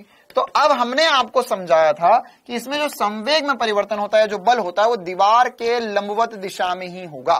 तो संवेग में परिवर्तन जो होता है वो होता है 2mv या 2mu। अच्छा, अब कोण कौन सा लेना है? ये वाला लेना है, cos theta. 2mu cos theta में मैंने आपको बताया था कि थीटा कौन सा होगा? जो कोण जो है वह लंबवत के साथ जो होगा वो वाला कोण रखना है आपको। तो 2 इंटू द्रव्यमान कितना है? 100 ग्राम, मतलब 0.1 किलो में बदल दिया, इंटू वेग, वेग कितना है? 10 मीटर पर second, into cos 60, cos 60। cos 60 क्यों रख रहा हूं मैं? या तो sin 30 रख दो या cos 60। क्यों? क्योंकि मुझे जो कोण है वो यहां से लेना है, या बस इतना ध्यान रखो कि घटक वो लेना है जो दीवार के लंबवत हो। तो वेग का अगर इधर cos 30 ले लिया तो दीवार के समांतर घटक आ जाएगा। लंबवत क्या आएगा? लंबवत sin 30 लिखो या cos 60 लिखो, बराबर है। समझदार को इशारा काफी है। 2 इंटू 0.1 इंटू 10 इंटू 1/2, टिंग टिंग टिंग टिंग, एक आ गया यहां से। तो एक क्या हुआ? एक जो है वो संवेग में परिवर्तन हुआ। अब बल बताना है, तो बल क्या होता है? तो संवेग में परिवर्तन बटा समय, 1/0.1, 10 न्यूटन आ गया आंसर। 1/0.1 आंसर आ गया। चलिए लेक्चर नंबर 3, लेक्चर नंबर 2 में और कुछ doubt? Lecture number 3, lecture number 3, lecture number 3। हर चैप्टर की फॉर्मूला शीट नहीं दूंगा मैं, नहीं दे रहा मैं। खुद से बना ले, खुद से बना ले, खुद से बना ले। जिंदगी में कितना मांगेगा, कितने कितने कहां कहां मांगोगे और कितना मांगोगे, किस किस से मांगोगे, है ना। हर जगह हाथ फैलाने से बढ़िया खुद से कुछ करना सीख लो। खुद से जितने फॉर्मूले वो लिख लो एक बार कॉपी में, है ना, क्योंकि मेरे नोट्स मेरे है ना। याद है ना डायलॉग, दूसरों की गर्लफ्रेंड और दूसरों के नोट्स देखने में अच्छे लगते हैं, तेरे किसी काम के नहीं है। लेक्चर नंबर नहीं, लेक्चर नंबर 3 में बताओ, क्वेश्चन नंबर 5। एक बच्चे ने बोला लेक्चर नंबर 3 में क्वेश्चन नंबर 5, देखते हैं क्या होगा। हमें बोला है बंदूक 50 ग्राम की गोली। अच्छा अच्छा, ओके ओके। तो क्वेश्चन नंबर 3, ये लेक्चर नंबर 3 में, लेक्चर नंबर 3 में क्वेश्चन नंबर 3 जो है बेटा वो संवेग संरक्षण पर आधारित है ना, संवेग संरक्षण पर आधारित है। तो ये वाला जो सवाल है, इस प्रकार के सवाल मैं आपको बोला था कि हम जो है वो थोड़ा सा भी अवॉइड कर रहे हैं, लेकिन होमवर्क में डाला हुआ है तो एक बार मैं बता देता हूं, है ना। यहां पर क्या है, ये जो बंदूक है, तो इस बंदूक से निकली है गोली, कितने से निकली? 30 मीटर पर सेकंड से है। ये बहुत ही धीमे निकली, कौन सी फर्जी बंदूक है ये? 30 मीटर पर सेकंड से निकली 50 ग्राम की गोली, ठीक है। और हमें बोला गया है कि यहाँ पे बंदूक जो है वो 1 मीटर पर सेकंड से वापस आई, तो बंदूक 1 मीटर पर सेकंड से पीछे आई। अब बंदूक का द्रव्यमान कैपिटल एम हमें बताना है, ठीक है। तो क्या होगा यहां पर, हाँ रिकॉइल वेलोसिटी नहीं पढ़ा है क्योंकि वो मैं आपको जब संवेग संरक्षण पढ़ाऊंगा तब पढ़ाऊंगा, ठीक है, तब वाली बातें हम देखेंगे। अभी मैं आपको फिर भी बेसिक बता देता हूं। इसमें संवेग संरक्षण लगेगा। संवेग संरक्षण क्या होता है कि अंतिम या प्रारंभिक संवेग और अंतिम संवेग बराबर होना चाहिए निकाय का। गोली चलने से पहले बंदूक रुकी हुई थी, गोली भी रुकी, तो पूरा संवेग शून्य था। जैसे ही गोली चली तो यहां पर यह आगे की तरफ बढ़ेगा, तो द्रव्यमान बी मतलब बुलेट, वेग बुलेट, प्लस गन का वेग और गन का द्रव्यमान m1u1, है ना। ये यहां पर फॉर्मूला लगेगा, m1u1 प्लस m2u2 बराबर होता है m1v1 प्लस m2v2, ठीक है। प्रारंभिक तो सब कुछ शून्य, अंतिम वाला अब हमने देख लिया यहां से। बेटा लेक्चर नंबर 2 जा चुका है, अब लेक्चर नंबर 2 का क्वेश्चन नंबर 1 नहीं बताएंगे हम। यहां पर अब ये 0 बराबर होगा बुलेट का द्रव्यमान कितना है? 50 ग्राम, या 0.05 इंटू वेग कितना दिया हुआ 30, प्लस गन का द्रव्यमान तुम्हें निकालना है इंटू वेग दिया हुआ 1। इसको मल्टीप्लाई करके सॉल्व कर लो, आंसर आ जाएगा ना। 0 से 0 कट जाएगा, यहां पर हो जाएगा 15, है ना। तो ये 1.5 किलो आंसर आ जाएगा। चलिए लेक्चर नंबर 3 में क्वेश्चन नंबर 1, 100 ग्राम द्रव्यमान का एक रॉकेट चलता है, ऊपर जाने का तो त्वरण क्या होगा। हाँ, ये वाला सवाल भी हमने इस प्रकार का किया है और इसका हमने फॉर्मूला भी बनाया है। एक बार फिर भी मैं क्वेश्चन नंबर 1 बताना चाहूंगा। लेक्चर नंबर 3 का क्वेश्चन नंबर 1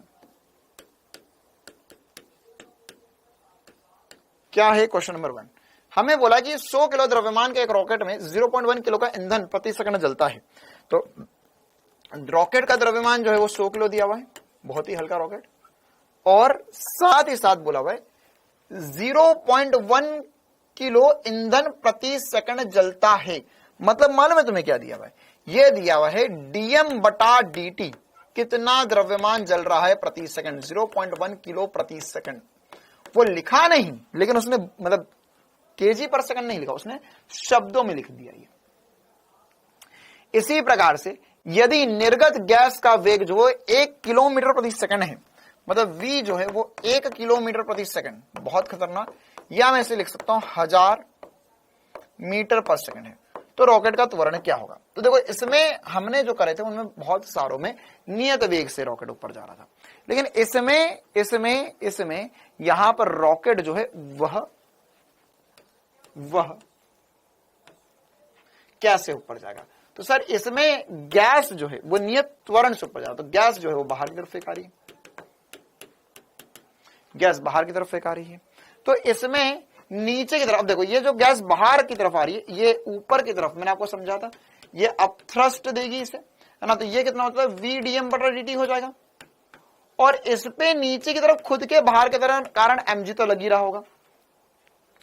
तो नेट बल जो हो जाएगा, इस पे नेट बल जो हो जाएगा वो हो जाएगा Ft माइनस mg बराबर होगा ma के। ये हमारा आंसर रहेगा, है ना। और एक क्या है, ए ही निकालना है सर, ए का मान निकालना है हमें। देखो तो Ft कितना होगा, VdM बटा dt। क्यों, क्योंकि यहां पर सर VdM बटा dt क्यों लग रहा है, क्योंकि ये रॉकेट वाला केस है। मैंने बताया था VdM बटा dt कहां का लगता है, रॉकेट वाले केस में लगता है, पाइप वाले केस में लगता है, ये 2-3 जगहों पर लगता है।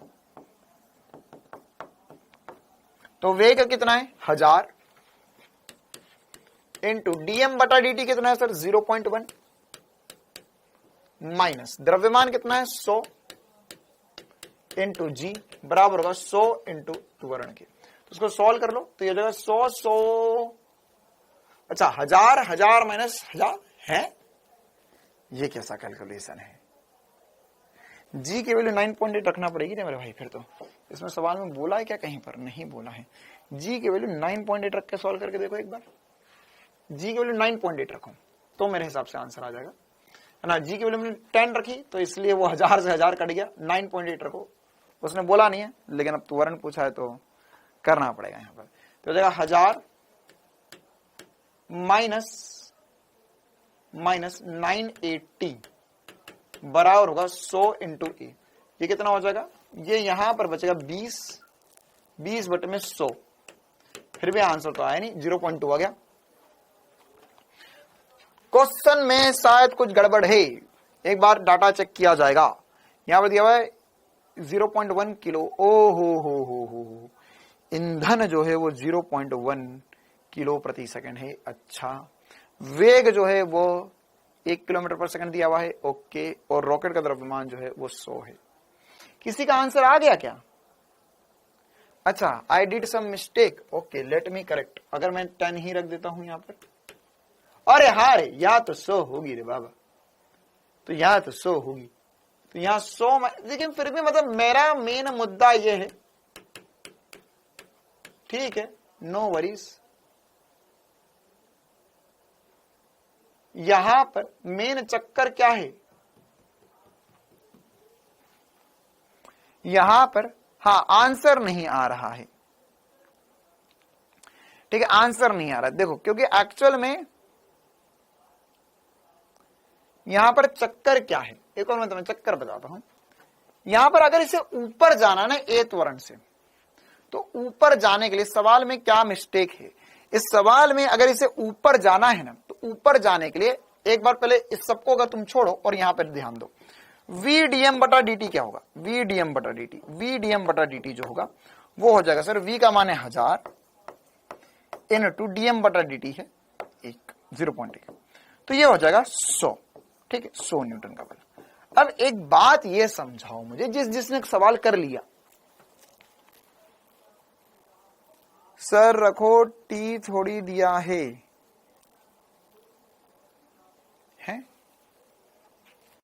टी थोड़ी दिया है, टी कहां दिया हुआ है बेटा, ये डीएम वी डीएम बटा डीटी ही तो रखेंगे। यहाँ पे 0.1 किलो ईंधन प्रति सेकंड, प्रति सेकंड मतलब डीएम बटा डीटी दिया हुआ है, ठीक है।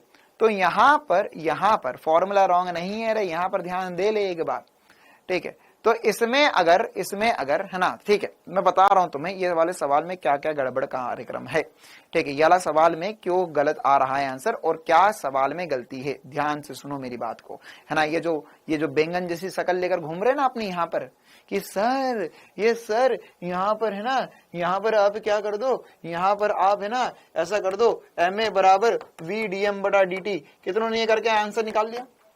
सर फार्मूला रॉन्ग है, अरे मूर्ख, सवाल में अगर मान के चलो एक रॉकेट जो है उसे अगर हमें ऊपर भेजना है, तो अगर एक रॉकेट को ऊपर भेजना है तो क्या ये बात बताओ मुझे कि यहां पर, हाँ बेटा आपने बिल्कुल गलत कर दिया, क्योंकि आपसे बना नहीं, फिर आपने सॉल्यूशन देखा, सॉल्यूशन वाले भैया ने कर दिया, क्या कर दिया सॉल्यूशन वाले भैया ने, उनको आंसर निकाला तो उन्होंने बोला कि FT जो होता है वो VDM बटा DT होता है। हमने बोला वेरी गुड, VDM बटा DT होता है, तो हमने यहां से FT की वैल्यू निकाली, क्या आ गई 100। फिर हमने बोला अच्छा ये द्रव्यमान MA के बराबर होता है, ये 100 इंटू A, ये हो गया 100 के बराबर, 100 से 100 कट गया, A की वैल्यू गई 1 मीटर पर सेकंड स्क्वायर। लो भाई आंसर आ गया, ठीक है। अब जिसने यहां पर ये किया वो एक बात का जवाब दो मुझे कि FT क्या है, FT क्या है कि जो बल रॉकेट पे ऊपर की तरफ लग रहा है, ठीक है। पूरा चैप्टर पढ़ लिया, एक बात बताओ, क्या इस रॉकेट पे नीचे mg नहीं लगेगा, क्या इस रॉकेट पर नीचे mg लगेगा या नहीं लगेगा, इस रॉकेट पर नीचे mg लगेगा या नहीं लगेगा, सर लगेगा, तो क्यों नहीं लगाया तूने, आंसर लाने के लिए कहीं भी फिसल जाओगे क्या, अरे सर mg लगाएंगे आंसर नहीं आएगा, mg को हटाओ, आग बंद करें, नीचे से हटा दिया, हाँ FT बराबर MA, ओके सर नीचे का देख लेते, ऊपर का मत देखो, मूर्ख आदमी। अरे भाई mg नहीं लगेगा क्या, mg लगेगा या नहीं लगेगा, लगेगा mg सर, लगेगा mg। तो यहां पर mg तो तूने लगाया ही नहीं, तो ऊपर की तरफ FT लगाया, नीचे तरफ mg नहीं, तो ये यहां पर एक्चुअल में इस रॉकेट का ऊपर जाना असंभव है, ये रॉकेट ऊपर जा ही नहीं सकता, कंसेप्चुअली गड़बड़ है सवाल में। क्यों? क्योंकि यहां पर एक रॉकेट को ऊपर भेजने के लिए तुमने लगाया 100 न्यूटन का बल और उसे पृथ्वी खींच रही है नीचे 1000 न्यूटन के बल से। अब ऊपर लग रहा है 100 न्यूटन, नीचे की लग रहा है 1000 न्यूटन, तो कैसे उड़ जाएगा? अगर किसी को भी ऊपर उठाना है, तो ऊपर उठाने के लिए तो ज्यादा बल लगाना पड़ेगा ना।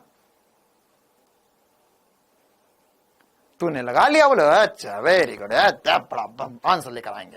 तो यहां पर एक्चुअल में अगर आपको रॉकेट को ऊपर उठाना है तो आपको ये लिखना होगा कि वैसे ये कुछ नहीं लिख सकते हो इसमें ना, क्योंकि यहां पर फिर भी लिखोगे तो निर्गत गैस का द्रव्यमान वगैरह दिए हुए तो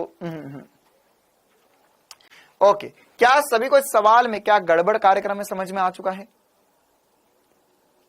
क्लियर है मामला, है ना? तो यहां पर अगर हमने FT माइनस mg से करा तो ये रॉकेट ऊपर नहीं जाएगा, है ना? ये रॉकेट ऊपर नहीं जा रहा है। किसने ये सवाल पूछा था, एक बार अपना नाम बताओ, है ना? बहुत ही बढ़िया, जिसने भी ये सवाल पूछा और जिसने ये पूछा और ये बात सोची कि सर लगना तो ये चाहिए,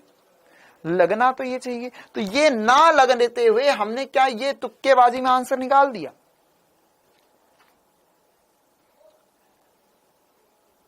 ठीक है, तो ये वाला जो सॉल्यूशन है इस सवाल का, ये सॉल्यूशन जो है वो गलत है, क्योंकि या तो फिर ऐसा बोल दो या तो फिर ऐसा बोल दो ये रॉकेट जो है ना, ये सॉल्यूशन कब सही होगा, ये रॉकेट जो है वो ऐसे उड़ जाए। अब सर ये ऐसे क्या घर में घुसा देंगे क्या रॉकेट? अगर रॉकेट को ऊपर भेजना है, एक रॉकेट को ऊपर भेजना है, तो उसमें ऊपर भेजने के लिए उस पे ऊपर की तरफ एक एफटी बल लगेगा, नीचे की तरफ एमजी बल लगेगा। अरे वो रस्सी में तनाव वाले सवाल नहीं कर रहे कि लिफ्ट वालों में, है ना, कि सर एक लिफ्ट थी, ऊपर एक बल लग रहा है, एक नीचे बल लग रहा है। आई बात समझ में? हाँ, ऐसा नीट में नहीं होगा, चिंता ना करो, ऐसा नीट में नहीं हो सकता। बेटा रॉकेट हवा में होगा तब भी एमजी नीचे नहीं लगेगा क्या? एमजी तो हर कंडीशन में नीचे लगेगा ना। चलो, क्या यह सवाल में क्या समस्या थी और क्या समाधान है, सभी को समझ में आ गया? क्या इस सवाल की समस्या और समाधान सभी को समझ में आ गया है? हाँ या ना, एक बार लगा दो कमेंट्स में आग। चलो भाई, लेक्चर नंबर 3 में क्वेश्चन नंबर 11, 5 न्यूटन के बल इस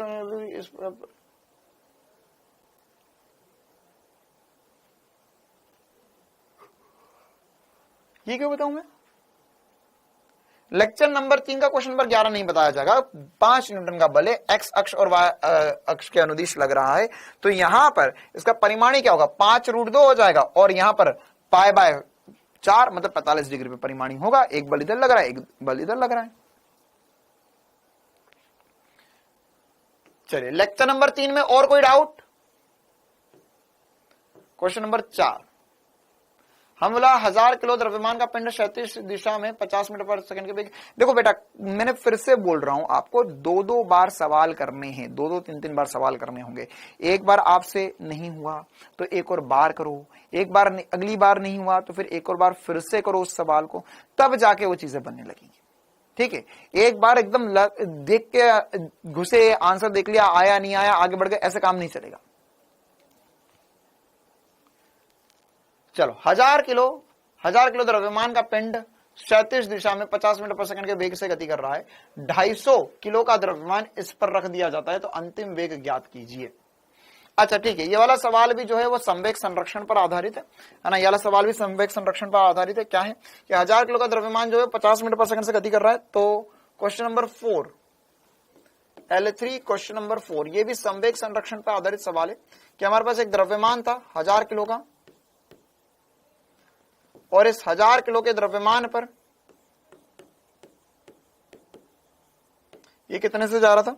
ये जा रहा था 50 मीटर पर सेकंड से। अगर इस द्रव्यमान पे हमने एक और द्रव्यमान रख दिया, है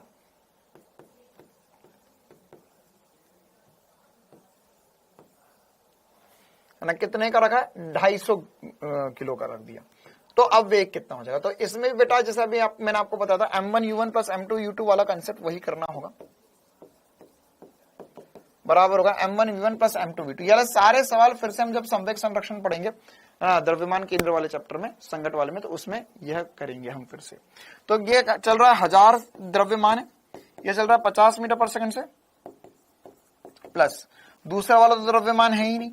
अब दोनों समान वेग से इसके ऊपर रख दिया, तो अब दोनों किसी नए वेग से चलने लगेंगे। तो हो जाएगा 1000 into v plus 250 into we.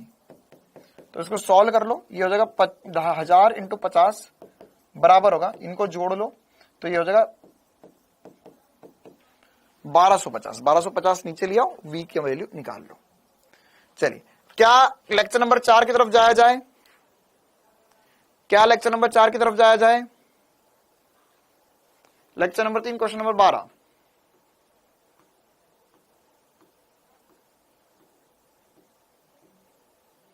क्षैतिज से थीटा कोण वाले चिकने नतन पे रखा हुआ तो आरोपित बल का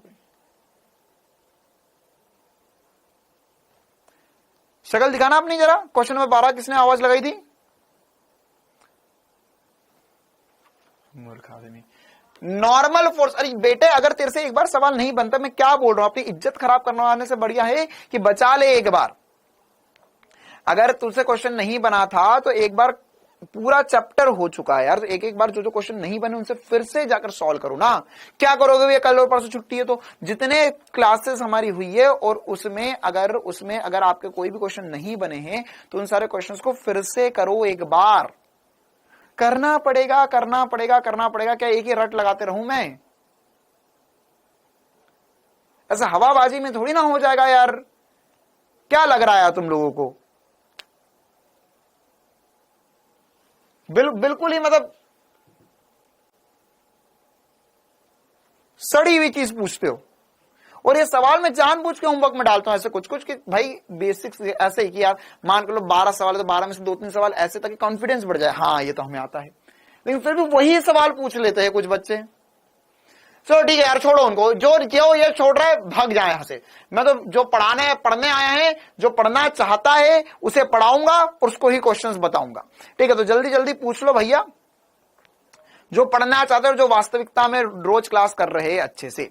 चलो लेक्चर नंबर 4 में पूछ लिया, हमें बोला एक ऊपर, हाँ ये बढ़िया सवाल है। हाँ लेक्चर नंबर, ऐसा ही क्वेश्चन आज एक और बार फिर से मैंने होमवर्क में डाल दिया है। लेक्चर नंबर 4 का क्वेश्चन नंबर 1, ये अच्छा सवाल है, बढ़िया, वेरी गुड। लेक्चर नंबर 4 का क्वेश्चन नंबर 1 कितनों से बन गया? ये अच्छा सवाल है, वेरी गुड सवाल।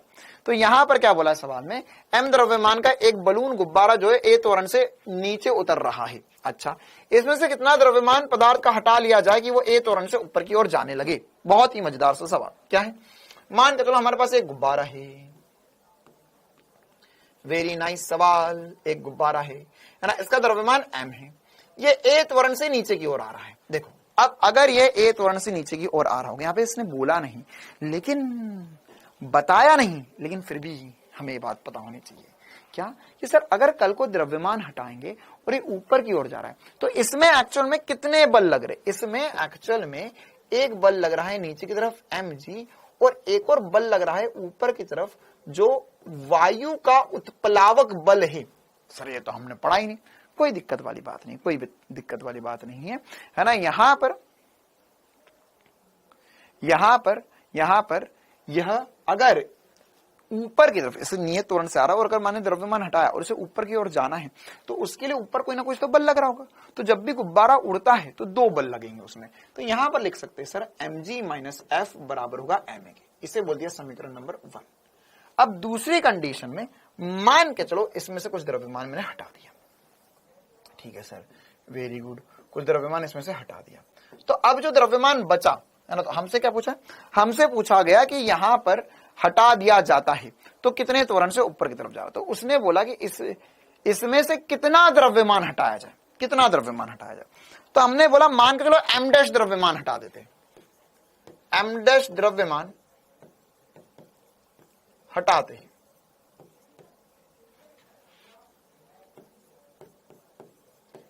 m डैश द्रव्यमान हटाते हैं तो अब द्रव्यमान कितना बचा? अब बचा sir m minus m dash द्रव्यमान बचा। कितना बचा? m माइनस m डैश द्रव्यमान बचा। अभी भी इस पे ऊपर की तरफ f बल लग रहा होगा, नीचे की तरफ अब mg जो लगेगा वो कितना लगेगा? m minus m dash into G लगेगा। ठीक है, तो अब यहां समीकरण बनेगा बेटा। देखो द्रव्यमान कम ज्यादा हो जाए उससे फर्क नहीं पड़ता, उत्प्लावक बल या जो गुब्बारे पे लग रहा वो तो इससे फर्क पड़ेगा। ये इसका गुब्बारा कितना फुला हुआ है, तो जितना पहले फुला हुआ था उतना अभी भी फुला हुआ है, तो F बल वही रहेगा। तो यहां पर अब समीकरण बनेगा F minus m minus m dash into G बराबर होगा m minus m dash into E. कितनों को ये बात चमकी? कितनों को समीकरण नंबर 2 चमका? हाँ बेटा, अपना डाउट बार बार रिपीट करने से कुछ नहीं होगा, यहां पर ध्यान दे। कितनों को ये समीकरण नंबर 2 चमक गया कि हाँ सर बिल्कुल सही बात है। यहां पर क्या कि पहली बारी में तो नीचे आ रहा था तो mg माइनस f बराबर m होना चाहिए था। अब दूसरी बारी में उसी त्वरण से ऊपर जा रहा है, उसी त्वरण से ऊपर जा रहा है, तो त्वरण तो यही है, लेकिन अब f माइनस नीचे वाला मतलब इसका mg करना पड़ेगा। तो अब ये है m माइनस m डैश। ठीक है, अच्छा, तो f ऊपर की तरफ लग रहा है। अब इन दोनों को मिलाकर सॉल्व करके हमें m डैश की वैल्यू निकाल के देनी है। तो क्या हो जाएगा यहाँ पे? देखो एक काम करता हूं, मैं f की वैल्यू जो उठाकर इसमें रख लेता हूं। क्या मैं ऐसा लिख सकता हूं? ये हो जाएगा mg माइनस ma, f की वैल्यू देखो मैंने सही निकाली क्या? f की वैल्यू जो होगी वो mg माइनस ma हो जाएगी। तो अगर मैं उठाकर रख दूं इसमें तो ये कितना कितना हो जाएगा? देखो ये हो जाएगा mg माइनस ma अच्छा, इसे अंदर ये मल्टीप्लाई कर रहा हूं, minus M G plus M dash G बराबर होगा M A minus M dash A. सब कुछ मल्टीप्लाई कर दिया मैंने, क्यों? मुझे एम डैश की वैल्यू निकालनी है। तो अगर सब कुछ मल्टीप्लाई कर दिया तो यहां पर आपको दिख रहा होगा सर ये एम जी से एम जी कट गया, एम डैश ये रहा, एम डैश ये रहा, तो एम डैश को एक तरफ कर लो, बाकी सबको एक तरफ ले जाओ। तो इसे मैं इस तरफ ले आता हूं और ये एम ए को उधर भेज देता हूं, तो ये हो जाएगा एम डैश जी, ये इधर आ जाएगा प्लस एम डैश ए बराबर होगा एम ए, ये माइनस वाला उधर जाएगा प्लस हो जाएगा एम ए। ठीक है, तो यहां से एम डैश की वैल्यू आ जाएगी। तो कितना आ जाएगा यहां से, इसमें से कॉमन ले लो एम डैश, तो ये बचेगा जी प्लस ए बराबर होगा 2ma। तो नीचे आ जाएगा, तो एम डैश जो बचेगा वो हो जाएगा 2ma अपॉन में जी प्लस ए। ठीक है, ये सवाल जो है वो किसी एक बड़ी मतलब सो कॉल्ड बड़ी कोचिंग के मॉड्यूल का है, और ये चिंता ना करो, ये सवाल मैंने आज तक है ना मुश्किल से 2-4 बच्चे होंगे है ना जिन्होंने ये खुद से बना लिया। ये सवाल मुश्किल से 2-4 बच्चे होंगे जिन्होंने खुद से बना लिया था। ठीक है, मतलब मैंने आज तक ऐसे बहुत कम बच्चे देखे जिन्होंने ये सवाल बना लिया। अब तुम्हारा तो मैं नहीं बता सकता क्योंकि तुम में से हो सकता है बहुत सारों ने वीडियो सॉल्यूशन देख लिया हो, लेकिन खुद से बिना वीडियो सॉल्यूशन देखे, क्योंकि आज से 5-6 साल पहले वीडियो सॉल्यूशन नामक चीज तो होती नहीं थी। ठीक है, तो खुद से बना लिया था ना, और मतलब मेरे को नहीं याद है ऐसे, मेरे को शायद ही 1-2 बच्चे याद है जिन्होंने बनाया भी होगा। चल कैसे करा फिर से बता देता हूं। यहां पर इसमें नीचे की तरफ mg बल लगेगा, ऊपर की तरफ f बल लगेगा, तो mg माइनस f बराबर होगा ma के। ठीक है, इसमें देखेंगे f माइनस, ये f की वैल्यू निकाल ली तो जगह ये कैसे निकाला, ये f में से देखो ये f को मैं इधर ले गया और ma को इधर ले आया, तो f उधर जाके पॉजिटिव बन जाएगा और ma इधर आके नेगेटिव बन जाएगा, तो mg माइनस ma बन गया यहां से। अब ये f की वैल्यू उठा के इसमें रखी। दूसरा समीकरण कैसे बनाया था, ऊपर f लग रहा है और हटाया हुआ द्रव्यमान m डैश है, तो बचा कितना, बचा यहां से m माइनस m डैश, तो हो जाएगा m minus m dash into G बराबर होगा m minus m dash into A, और उस पूरे को सॉल्व करके हमने m डैश की वैल्यू निकाल ली। चलो लेक्चर नंबर 4 में ही और कोई सा डाउट, ओनली 11। अच्छा,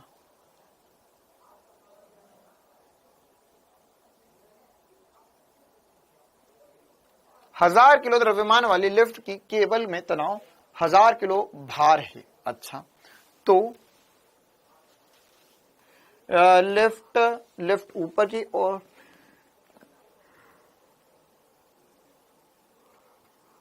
तो 11 नंबर में क्या डाउट है, ओनली 11, तो तुम्हें ये बन गया और 11 नंबर तुम पूछ रहे हो क्या होगा। लेक्चर नंबर 4 में 11 नंबर का सवाल क्या, 1000 किलोग्राम का द्रव्यमान है, 1000 किलो भार, मतलब 1000, देखो ये 1000 mg हो गया, 1000 mg तो 1000 g नीचे द्रव्यमान है और 1000 g लिफ्ट में तनाव है ऊपर की तरफ, तो दोनों बराबर होते, तो नियत वेग से चलेगी, खत्म बात। लेक्चर नंबर 4 का क्वेश्चन नंबर 18 0 होना चाहिए। अच्छा देख लेते क्वेश्चन नंबर 18। 1 किलो द्रव्यमान का एक पत्थर ट्रेन से 1 मीटर के साथ चल रहा है, फर्श पर गिरता है।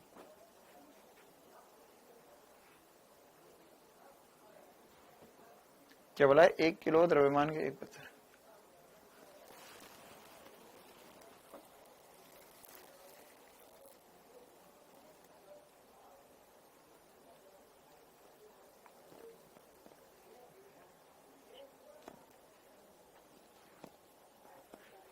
तो पत्थर पर क्रियाशाली कुल बल क्या होगा।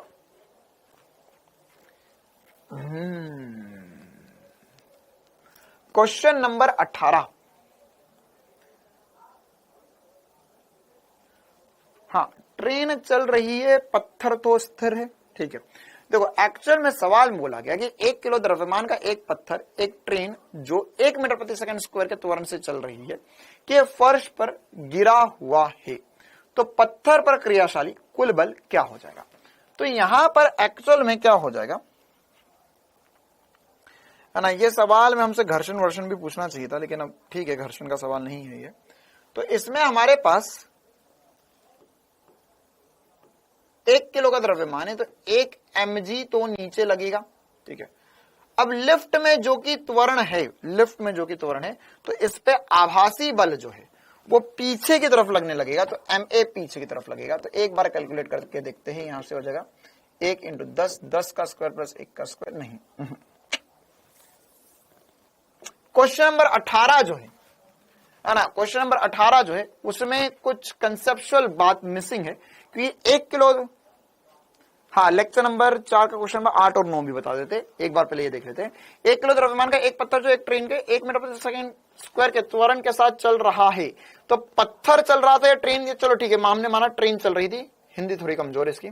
तो फर्श पर गिरा हुआ है, तो फर्श पर गिरा हुआ है, तो अगर फर्श पर रखा हुआ है तो वहां पर सूडो फोर्स भी लगना चाहिए था। तो एक्चुअल में इस सवाल में उसे हमें पूछना चाहिए था पत्थर पर क्रियाशाली कुल आभासी बल, है ना। क्या पूछना चाह रहा है वो? आभासी बल पूछना चाह रहा है। तो आभासी बल पूछेगा तो यहां पर, है ना, अच्छा आभासी बल क्रियाशाली कुल बल, तो यहां पर ठीक है, नहीं, यह सवाल का आंसर हर जगह से गलत ही है। क्योंकि देखो क्या होगा यहां पर, अगर हमने घर्षण माना, देखो क्या होता है, अगर यहां पे एक ब्लॉक रखा हुआ है तो इसमें नीचे की तरफ तो mg लग रहा होगा, ओके सर, और इसमें पीछे की तरफ आभासी बल लगेगा ma, और ये पीछे की तरफ जाना चाहेगा लेकिन स्वतः इसे घर्षण देगी आगे की तरफ, ठीक है। तो घर्षण बल का और अभिलंब प्रतिक्रिया बल का जो परिमाणी होगा वो कुल बल कहलाएगा। तो यहां पर नॉर्मल होगा mg के बराबर, तो हो जाएगा 10 का स्क्वायर प्लस 1 का स्क्वायर, तो नहीं बेटा, क्वेश्चन नंबर 18 छोड़ दीजिए। क्वेश्चन नंबर 18 एक बार मैं चेक कर लूंगा कि यहां पर कहीं कुछ ये इसमें मिसिंग तो नहीं है लाइन। क्वेश्चन नंबर 13, ठीक है, क्वेश्चन नंबर 13 में हमें क्या बोला गया है कि F1 और F2 दो बल है, और तीसरा बल F3 के अंदर इसका वेग समान होगा, तो F3 क्या बेटा, मतलब ऐसा। क्वेश्चन नंबर 13 जिसको नहीं बना एक बार बता देता हूं, 12 भी बता देता हूं, फटाफट देखो यहां पर, है ना, क्लास का समय हो गया। यहां पर F1 F2 F3 तीनों का परिमाणी शून्य होना चाहिए। F1 F2 F3 तीनों का परिमाणी क्या होना चाहिए? शून्य होना चाहिए, तभी तो परिमाणी वेग या एक समान वेग से चलेगा, मतलब कि परिमाणी त्वरण शून्य है। तो F1 plus F2 plus F3 बराबर 0 कर दो, तो F1 प्लस F2 जो होगा वो माइनस F3 के बराबर होना चाहिए। कुछ पल्ले पड़ रहा है? Question number 13, F1 plus F2 पहले निकालो, प्लस F3 वो 0 होना चाहिए, या F1 प्लस F2 निकाल लो, कितना आ रहा है, उसका नेगेटिव F3 के बराबर होना चाहिए। तो इन दोनों को जोड़ो, उसका नेगेटिव कर दो, वो हमारा आंसर होगा। एक लिफ्ट में 3 केबल 5 मिनट के ऊपर खींचा जाता है, तो केबल में तनाव क्या होगा? बेटा ये भी सब वैसा ही सवाल है, क्वेश्चन नंबर 12 भी, है ना। यहाँ पर ऊपर की तरफ तनाव T मान लो, तो यहाँ पर T बराबर क्या हो जाएगा, M × G + A, ऊपर की तरफ जा रहा है, तो बस ये आंसर आ गया। चलिए, और कोई डाउट?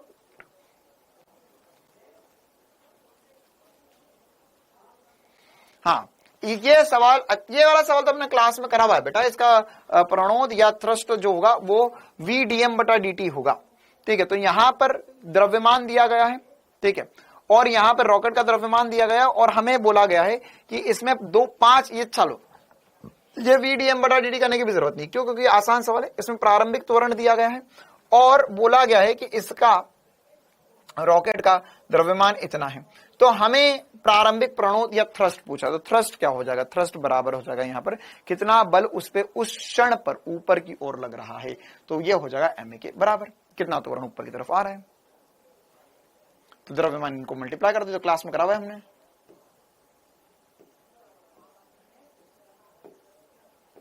एक व्यक्ति जब लिफ्ट में ऊपर की ओर एक समुद्र में से जाती है। हाँ, यह सवाल बेटा क्वेश्चन नंबर 8 जो है वो भी कैसे करना है, यहाँ पर हमें करना है कि एक व्यक्ति का लिफ्ट में भार, जब लिफ्ट स्थिर है और ए समान से ऊपर जा रही है, ठीक है, ओके। तो क्वेश्चन नंबर 8 क्या है? क्वेश्चन नंबर 8 में बोला गया है हमें जब व्यक्ति स्थिर है तो mg भार होगा, है ना, और लिफ्ट जब स्थिर है और जब एथ वर्ण से नीचे जाती है तो नीचे जाएगी तो भार जो जगह एम जी माइनस ए हो जाएगा। ठीक है, ये डब्ल्यू डैश दिया हुआ है। अब बोला है डब्ल्यू अपॉन में डब्ल्यू डैश जो होगा उसकी वैल्यू, इसका अनुपात 2:3 है, 3:2 है सॉरी, तो हमें ए का मान बताना। अब वैल्यू उठा के रख लो, आंसर आ जाएगा। तो यहां पर जाएगा एम जी अपॉन में एम जी माइनस ए बराबर होगा 3/2। तो एम से एम कट गया, यहां से त्वरण निकाल लो। हाँ, तो होमवर्क करने में 1 घंटा तो लगेगा ही, 1 घंटा का 1.5 घंटा लगेगा। चलिए लेक्चर नंबर 4 क्वेश्चन नंबर 2 सभी पूछ लेते हो यार तुम लोग। क्वेश्चन नंबर 2, एम द्रव्यमान की एक ठोस 6 मीटर प्रति सेकंड पे जाती है तो 70 बेटा ये वाला तो सवाल हमने क्लास में करा हुआ है, इसका तो फॉर्मूला भी बनवा के लिखवाया मैंने। एक बार क्लास देखो बेटा, जिसको क्वेश्चन नंबर 2 डाउट है एक बार क्लास देखो, एक बार क्लास देख लो, बन जाएगा। क्लास में करवाया है ये, सीधा फॉर्मूला भी लिखवाया मैंने इसका। नहीं कल क्लास नहीं होगी, कल कोई क्लास नहीं होगी बेटा। हाँ, लेक्चर नंबर 8 का सीधे क्वेश्चन नंबर 10 और 12। चलो ठीक है, 2 क्वेश्चन और बता सकता हूं मैं। लेक्चर नंबर 8 का एक बच्चा बोल रहा है क्वेश्चन नंबर 10 और 12।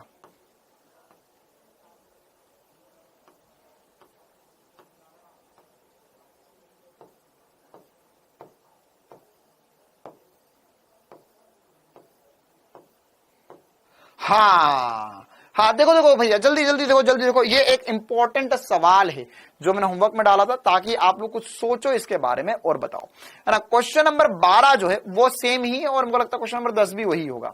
हाँ बिल्कुल, 11 भी वही है और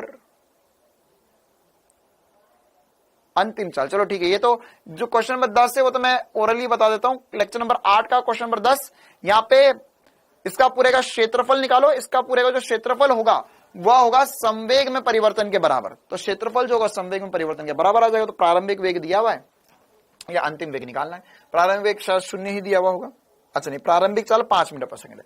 तो क्षेत्रफल जो होगा वह संवेग में परिवर्तन के बराबर होगा, एम डेल्टा वी के बराबर। अच्छा, ये वाला सवाल देख लो यार जल्दी से, है ना। इसमें आपको संवेग पूछा जाता है। यह ग्राफ दिया होगा, आपने देखा होगा ये वाला क्वेश्चन, एफटी ग्राफ दिया होगा। आपको पूछा होगा कि वस्तु द्वारा प्राप्त संवेग क्या होगा। इसी प्रकार से ये वाले क्वेश्चन में भी हमें 4 ग्राफ दिए गए हैं और हमसे पूछा है कि यहां पर आवेग अधिकतम क्या होगा, मतलब संवेग में परिवर्तन क्या होगा, ग्राफ देखकर बताना है।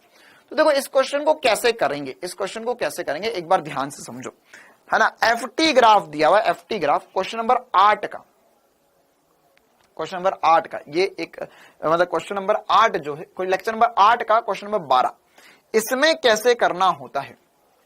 ये इंपॉर्टेंट सवाल है, बढ़िया सवाल है। लेक्चर नंबर 8 का क्वेश्चन नंबर 12 देखो, हमारे पास अगर एक एफटी ग्राफ दिया हुआ है, ठीक है, तो एफटी ग्राफ से हमसे आवेग पूछेंगे, है ना। जैसे मान के चलो ऐसा ग्राफ बना दिया, ये किसी भी प्रकार का ग्राफ बना दिया, ठीक है। तो अगर हम इसमें जैसे ये अलग इसका बी पार्ट कर लेते हैं, ये 0.12 सेकंड दिया हुआ, 0.3 दिया हुआ है, ठीक है। तो 0.3 न्यूटन दिया हुआ है, ये 0.1 दिया हुआ है और ये 0.2 सेकंड दिया हुआ है। देखो, तो आपको बेसिकली निकालना क्या होता है, इसमें निकालना होता है आपको आवेग। आवेग क्या होता है, आवेग जो होता है वो संवेग में परिवर्तन के बराबर होता है। आवेग जो होता है वह संवेग में परिवर्तन के बराबर होता है, ठीक है, डेल्टा पी होता है। अब एफटी ग्राफ से संवेग में परिवर्तन कैसे पता चलेगा, या एफटी ग्राफ से ना हम संवेग कैसे निकाल सकते हैं। तो यहां पर अगर हमारे पास एफटी ग्राफ है तो हमें इसमें क्या देखना होगी, देखो ध्यान से। इसमें अगर मैं ये वाला जो ग्राफ है ना, अगर मैं इसमें यहां पर एफ और टी ग्राफ है तो इसमें मैं एक मिनट, आवेग ही पूछा ना, अधिकतम आवेग जब होगा, एक मिनट होगा, इसमें तो कौन सा ग्राफ, इसमें आवेग अधिकतम होगा, आवेग अधिकतम होगा। अच्छा okay okay, I am sorry, ये वाला सवाल तो आसान है बेटा, ना। मैं एक्चुअली दूसरा सवाल कंसेप्ट एक्सप्लेन करने लग गया था, वो वाला कंसेप्ट शायद होमवर्क के कौन से सवाल में होगा वो ढूंढना पड़ेगा ना। ओए होए होए होए, ये तो आसान सवाल है भाई, क्वेश्चन नंबर 12 तो आसान है ना। क्वेश्चन नंबर 12 तो आसान है। एक और कंसेप्ट था एक्चुअल में आपको पूछा जाता है ना, वो पीटी ग्राफ से पूछते हैं, है ना, तो माय बैड, है ना। ये वाला तो आसान सवाल है, इसको तो हमको कुछ फोटो वोटो बनाने की जरूरत नहीं है। इसमें आपको आवेग अधिकतम पूछा तो आप सबका क्षेत्रफल निकालो। एफटी ग्राफ दिया तो कोई दिक्कत वाली बात नहीं है, सबका क्षेत्रफल निकालो, जिसका क्षेत्रफल सबसे ज्यादा आएगा वो आंसर आ जाएगा। अब मैं जो बता रहा था उस पर वापस जाता हूं। एक हमें क्या होता है कभी, है ना, शायद देखना होमवर्क में ऐसा सवाल मिलेगा, एक पीटी ग्राफ मिलेगा आपको, ठीक है। अब आपको इसमें क्या बोलेंगे, इसमें आपको यहां पर जैसे मान के चलो ये ऐसा था, ये ऐसा दे देंगे, है ना। तो इसमें अगर आपको ऐसा ग्राफ दिया जाए और आपको पूछे आवेग, आवेग, तो आवेग क्या होता है, संवेग में परिवर्तन होता है, संवेग में परिवर्तन।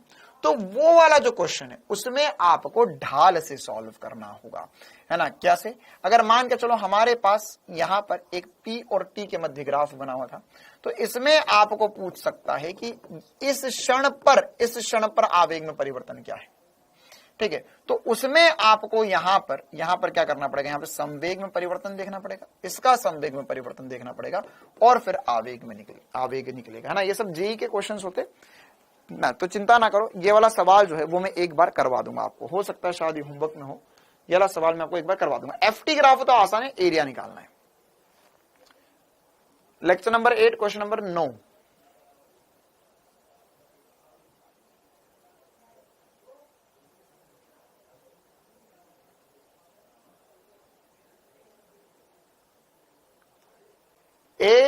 ए का बी के सापेक्ष ऊर्ध्वाधर त्वरण क्या होगा। देखो, जिसको ये वाले सवाल, ये भी बढ़िया सवाल है क्वेश्चन नंबर 9, है ना। क्या करना होगा इसमें आपको पता है इधर वाला त्वरण mg sin थीटा है, इधर वाला त्वरण भी mg sin थीटा है। अब इसका ऊर्ध्वाधर घटक लेना पड़ेगा, है ना, mg sin थीटा का भी घटक लेना पड़ेगा, ठीक है। तो चिंता ना करो, चलो ये वाला क्वेश्चन मैं आपको अगली बार बता दूंगा, है ना, अगली क्लास का समय हो रहा है। चलो एक काम करते, मैं आने वाले दिनों में एक क्लास रख लूंगा जिसमें मैं आपको होमवर्क के सारे क्वेश्चंस और भी जो इंपॉर्टेंट क्वेश्चंस बचे हुए वो वाले डिस्कस करवा दूंगा, ठीक है। और भी जो क्वेश्चंस बचे हुए होमवर्क के वो मैं आपको डिस्कस करवा दूंगा। तो उसके लिए मैं मंडे को, हो सकता है कि मंडे के दिन जो नॉर्मल क्लास होती है उसी क्लास को रख लूं, होमवर्क डिस्कशन की क्लास फिर से चलेगा सभी को।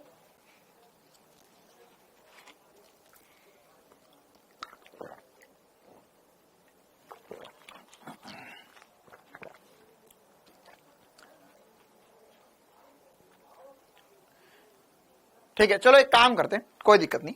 मंडे वाली जो क्लास होगी उसमें मैं होमवर्क डिस्कशन की क्लास रख लेता हूं, या होमवर्क के कुछ इंपॉर्टेंट जो सवाल है वो सारे डिस्कस करूंगा, लेक्चर नंबर 10 के भी डिस्कस कर लूंगा, ठीक है। तो मंडे के दिन जो क्लास है उसमें हम नया चैप्टर शुरू नहीं करेंगे, मंडे वाली क्लास में भी हम यही पढ़ लेंगे, और मंडे से, है ना, फिर मतलब ट्यूसडे से हम नया चैप्टर शुरू कर देंगे, घर्षण वाला, ठीक है। हाँ, तो बेटा लेक्चर नंबर 5 का क्वेश्चन नंबर 7 वगैरह जो भी डाउट्स है वो सब मंडे के दिन में क्लियर कर दूंगा। नेक्स्ट चैप्टर घर्षण शुरू करेंगे हम।